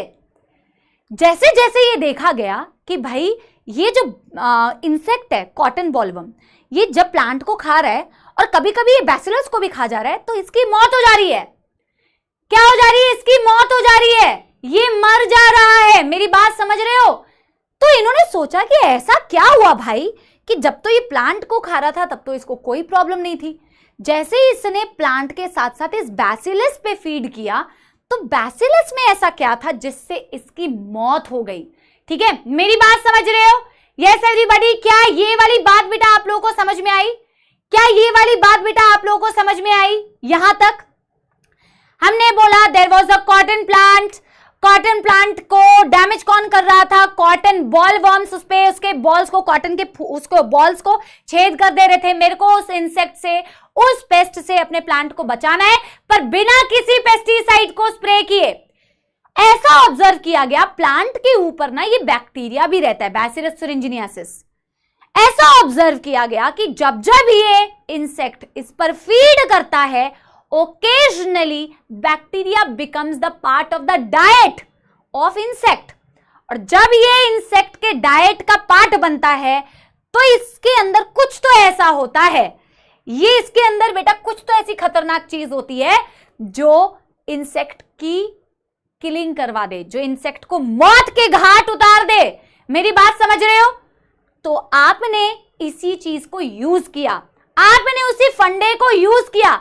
आपने कहा डेफिनेटली इसके पास कोई तो ऐसी बेटा टॉक्सिक जीन रही होगी, कुछ तो ऐसा इसके बॉडी के अंदर टॉक्सिक प्रोटीन बन रहा होगा जिस जीन को मैं यूज कर सकता हूं, और उस अगर टॉक्सिक कैरेक्टर को मैं प्लांट के अंदर ही डाल दूं और प्लांट के अंदर डाल के उसी को टॉक्सिक बना दूं तो इंसेक्ट प्लांट को खाएगा तो मर जाएगा। मेरी बात समझ रहे हो? ये बेटा सिर्फ एक कहानी है जिस कहानी को पढ़ना है। पर क्या तुम्हें ये कहानी समझ में आई? कि ये कहानी मैंने तुम्हें इसलिए बताई, भूमिका बनाई है मैंने ये टॉपिक पढ़ाने के लिए। यस यस, समझ में आ रही है बच्चों बात? समझ में आ रही है बच्चों बात? ठीक है ना? हम इसी चीज को यूज करेंगे जो इसके अंदर बेटा ट्रेट्स पाए जाते हैं ना, टॉक्सिक कैरेक्टर, उसको मैं प्लांट के अंदर डाल दूंगी तो बेटा प्लांट ही टॉक्सिक बन जाएगा। उसके लिए प्लांट टॉक्सिक बन जाएगा तो प्लांट बच जाएगा। समझ रहे हो? तो पहले मैं इस कहानी को थोड़ा सा लिख देती हूं। यस एवरीबॉडी, ठीक है? ठीक है, कुछ तो गड़बड़ है दया, पता करो पता करो पता करो। ठीक है? यस जी, पहले कहानी लिखते हैं और फिर कॉन्सेप्ट समझते हैं। आई प्रॉमिस आपको सब समझ में आएगा बेटा, पेशेंस रखिए। आप आधे बच्चे पढ़ के आए हैं तो आंसर दे रहे हैं, पर कोई नहीं। चलो, हम कह रहे हैं कि आदि कॉटन बॉल वर्म्स लिखना है बच्चों। ये दी cotton ball worms infects the plant and feeds on it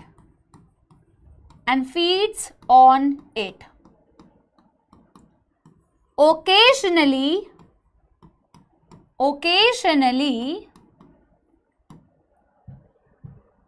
bacillus becomes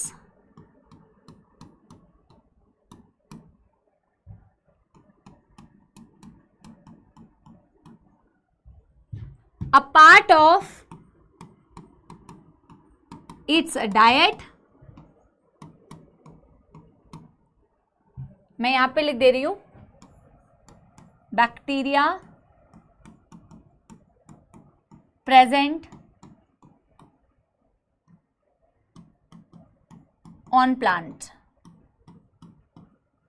ठीक है, bacteria present on plant.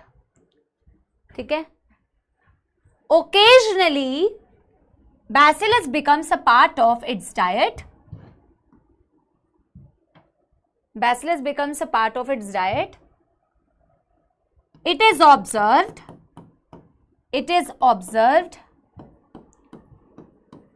when insect feeds on bacteria,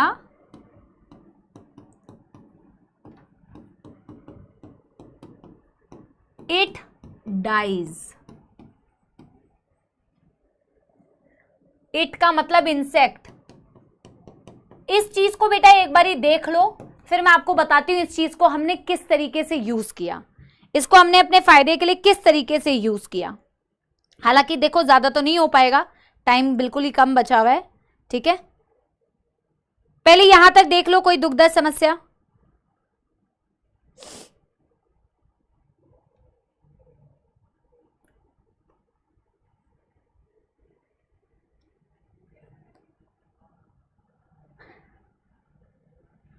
ठीक है, क्लियर है बच्चों, पक्की बात?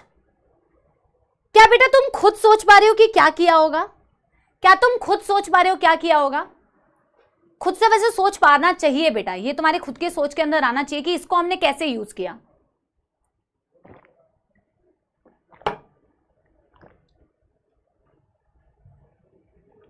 देखो कोई तो जीन रही होगी, जो जीन बैक्टीरिया के अंदर कुछ टॉक्सिक सामान बना रही है, टॉक्सिक प्रोटीन बना रही है। उस जीन को निकालो, उस जीन को निकाल के प्लांट के अंदर डाल दो।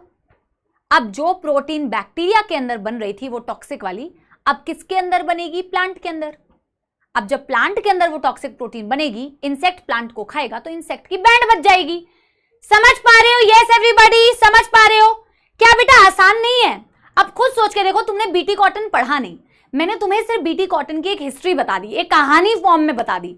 अगर समझदार बच्चा है और बच्चे ने बायोटेक्नोलॉजी को पढ़ा ढंग से और एक्चुअल में समझा कि किया क्या जाता है, प्रोसेस क्या है, तो बेटा it's not a rocket science, आप खुद से समझ के कर सकते हो भाई।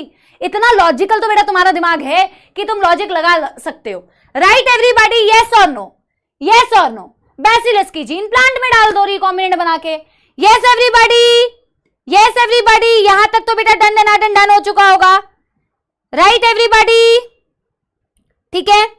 हमें वो जीन ही तो बेटा आइडेंटिफाई करनी है, वही तो जीन हमें आइडेंटिफाई करनी है। बना चुके हो ना? एक बेटा नोट डाल के ना, एक बेटा नोट डाल के ये लिखो। आज तो हम सारा नहीं कर पाएंगे, इसका कॉन्सेप्ट मैं अगले दिन ही बता पाऊंगी। एक नोट डाल के बेटा सारे पेस्ट का नाम लिखो जो एनसीईआरटी में मेंशन है। एनसीईआरटी ने कहा है कि ये डिफरेंट वैरायटी के पेस्ट होते हैं, डिफरेंट वैरायटी के इंसेक्ट्स होते हैं। और जैसे बेटा ये group of paste, group of insects के नाम मेंशन किए हुए हैं। आज के लिए बस इतना लिख लो, अगले दिन मैं आपको पूरा प्रोसेस समझाऊंगी, मैं एक्स्ट्रा टाइम नहीं लेना चाह रही हूं आप लोगों का। इंसेक्ट्स तो एनसीईआरटी ने ना बेटा एक नोट डाल के लिख लो, जैसे हमने आर्थ्रोपोडा आपको पढ़ाया ना बेटा। अब आर्थ्रोपोडा में मैंने आपको उसकी क्लासिफिकेशन अंदर की तो नहीं बताई ना कि फाइलम आर्थ्रोपोडा के अंदर कौन सी क्लासेस आती है, फिर कौन से ऑर्डर होते हैं। तो ये एक्चुअल में डिफरेंट ना कैटेगरीज आपके इंसेक्ट्स की दी हुई हैं, जिनमें लेपिडोप्टेरन्स आते हैं, कोलियोप्टेरन्स आते हैं, डिप्टेरन्स आते हैं।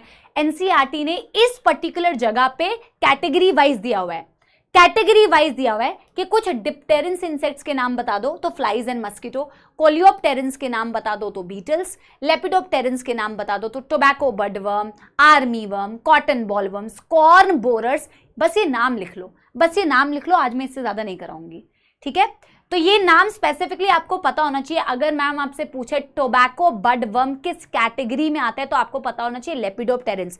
मस्किटोज फ्लाइज किस कैटेगरी में आती है तो आपको पता होना चाहिए डिप्टेरन्स, बिकॉज एनसीईआरटी में दिया हुआ है, बिकॉज एनसीईआरटी में दिया हुआ है। बट एनसीईआरटी में सिर्फ और सिर्फ डिस्कस बेटा इस चैप्टर अभी बीटी कॉटन में कॉटन बॉलवर्म्स को किया हुआ है, थोड़ा बहुत कॉर्न बोरर के बारे में बताया हुआ है जो मैं आपको बताऊंगी, ठीक है। अगले दिन हम ये पढ़ेंगे कि उस बैक्टीरिया के अंदर बैसिलस thuringiensis के अंदर वो कौन सी जीन्स थी, उन जीन्स को बोलते हैं क्राई जीन्स, क्राई जीन्स, जो कुछ टॉक्सिक प्रोटीन्स को बनाती है। हम उसी जीन को बेटा आइसोलेट करते हैं और उस जीन को आइसोलेट करके अगेन वेक्टर के साथ जोड़ देते हैं। वेक्टर क्या होगा बेटा, प्लांट में कर रहे हो टीआई प्लाज्मिड, वेक्टर के साथ में जोड़ोगे, प्लांट के अंदर डाल दोगे, प्लांट के अंदर प्रोटीन्स बनने लग जाएंगे टॉक्सिक वाले, इंसेक्ट उसको खाएगा, इंसेक्ट आएगा खाएगा और मर जाएगा। मेरी बात समझ रहे हो? यस? क्या इसको बेटा आप लोगों ने नोट कर लिया है? ठीक है, क्या आप लोगों ने नोट कर लिया है? आज सपोला सॉन्ग नहीं बेटा, आज आपने सपोला सॉन्ग का ना वो कर दिया, मूड नहीं है आज सपोला सॉन्ग। सपोला सॉन्ग जिस दिन मैं बहुत बहुत हैप्पी मूड में होंगी उस दिन मैं सुनाऊंगी, ठीक है। जो भी बेटा एनसीईआरटी का एक आधा पार्ट छूटा हुआ है ना, वो मैं आपको अगले दिन पढ़ा दूंगी। पर मैं एक चीज आपसे बोलना चाहती हूँ, ठीक है बेटा, सारे टीचर्स, मैं अपनी बात नहीं कर रही हूँ, मैं अपनी बात नहीं कर रही हूँ बिल्कुल भी, ठीक है। ये आपने नोट कर लिया है ना, ये आपने नोट कर लिया है ना। मैं एक बात, क्योंकि मेरे पास 5 मिनट समय, तो मैं आपसे ना एक बात, मैं जानती हूं सारे बच्चे इस कैटेगरी के नहीं हैं, फिर भी मैं बोलना चाहती हूं, मैं जानती हूं कि बच्चे प्यारे बच्चे हैं, ठीक है। और मैं कोई बेटा दुखी वुखी नहीं हूं, ठीक है। मैं आपको जेन्युइनली बता रही हूं, मैं आपको क्या बोल रही हूं। मैंने इस बैच में कभी बेटा मैंने ऐसे करके बहुत गुस्सा किया है क्या, बहुत तेज नहीं ना, क्योंकि मुझे पता है कि ज्यादातर पढ़ने वाले कैटेगरी के बच्चे हैं और वो वाली कैटेगरी के बच्चे बहुत कम है। बेटा देखना, ये कॉटन के बॉल में ना छेद हो गया है, छेद हो गया है, ठीक है। यही मैं आपको अगले दिन पढ़ाऊंगी, आज तो कंप्लीट नहीं हो पाया। पर फिर भी बेटा मैं एक बात ना आप लोगों से कहना चाहती हूँ, ठीक है, दुखी मन से नहीं कह रही हूँ, हो सकता है कि ना कई बार ऐसा होता हो सकता है कि कुछ तो बच्चे समझे कि यार ठीक है ना, एक पैराग्राफ छूट गया। बेटा पहले के टाइम पे आप एक बार सोच के देखो, कौन एनसीईआरटी की रीडिंग, मैं नहीं बोल रही, पहले के टाइम पे इतना थोड़ी होता था, नोट्स लिखने का भी टाइम नहीं होता था। ऑफलाइन क्लासेस जाते थे, नोट्स लिखते थे, लिखा तो लिख लिया, छूट गया तो छूट गया, फिर दोस्त से बेटा नोटबुक मांगते थे, दोस्त कोई नोटबुक देने को राजी नहीं है, फिर जीरोक्स कराए पड़े। कितनी मेहनत होती थी बच्चों। कई जगह पे तो थ्योरी ही नहीं बताई यार, खुद से जो बोलते जा रहे हैं लिखते जाओ।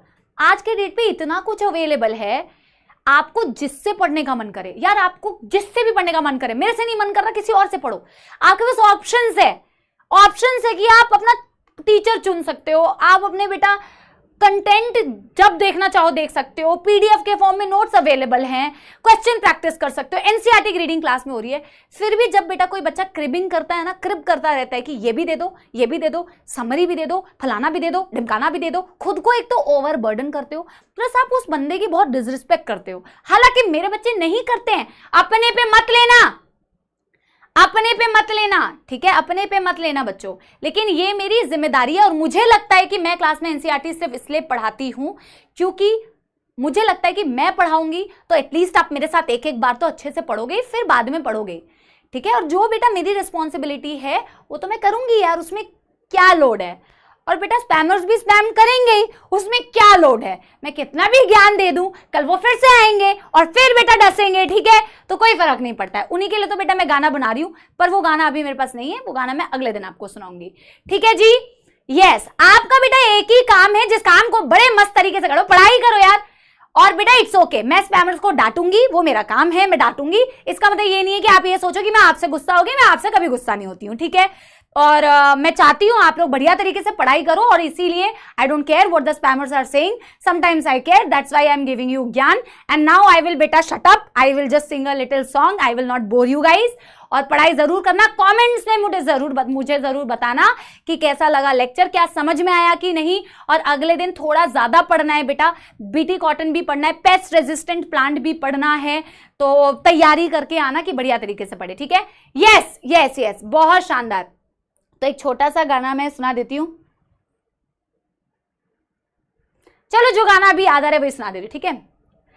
हंसते गाते जहां से गुजर, स्पैमर्स की तू कर ना फिकर, अरे हंसते गाते जहां से गुजर, दुनिया की तू परवाह ना कर, मुस्कुराते हुए दिन बिताना, यहाँ कल क्या हो किसने जाना, जिंदगी एक सफर है सुहाना, यहाँ कल क्या हो किसने जाना, ठीक है।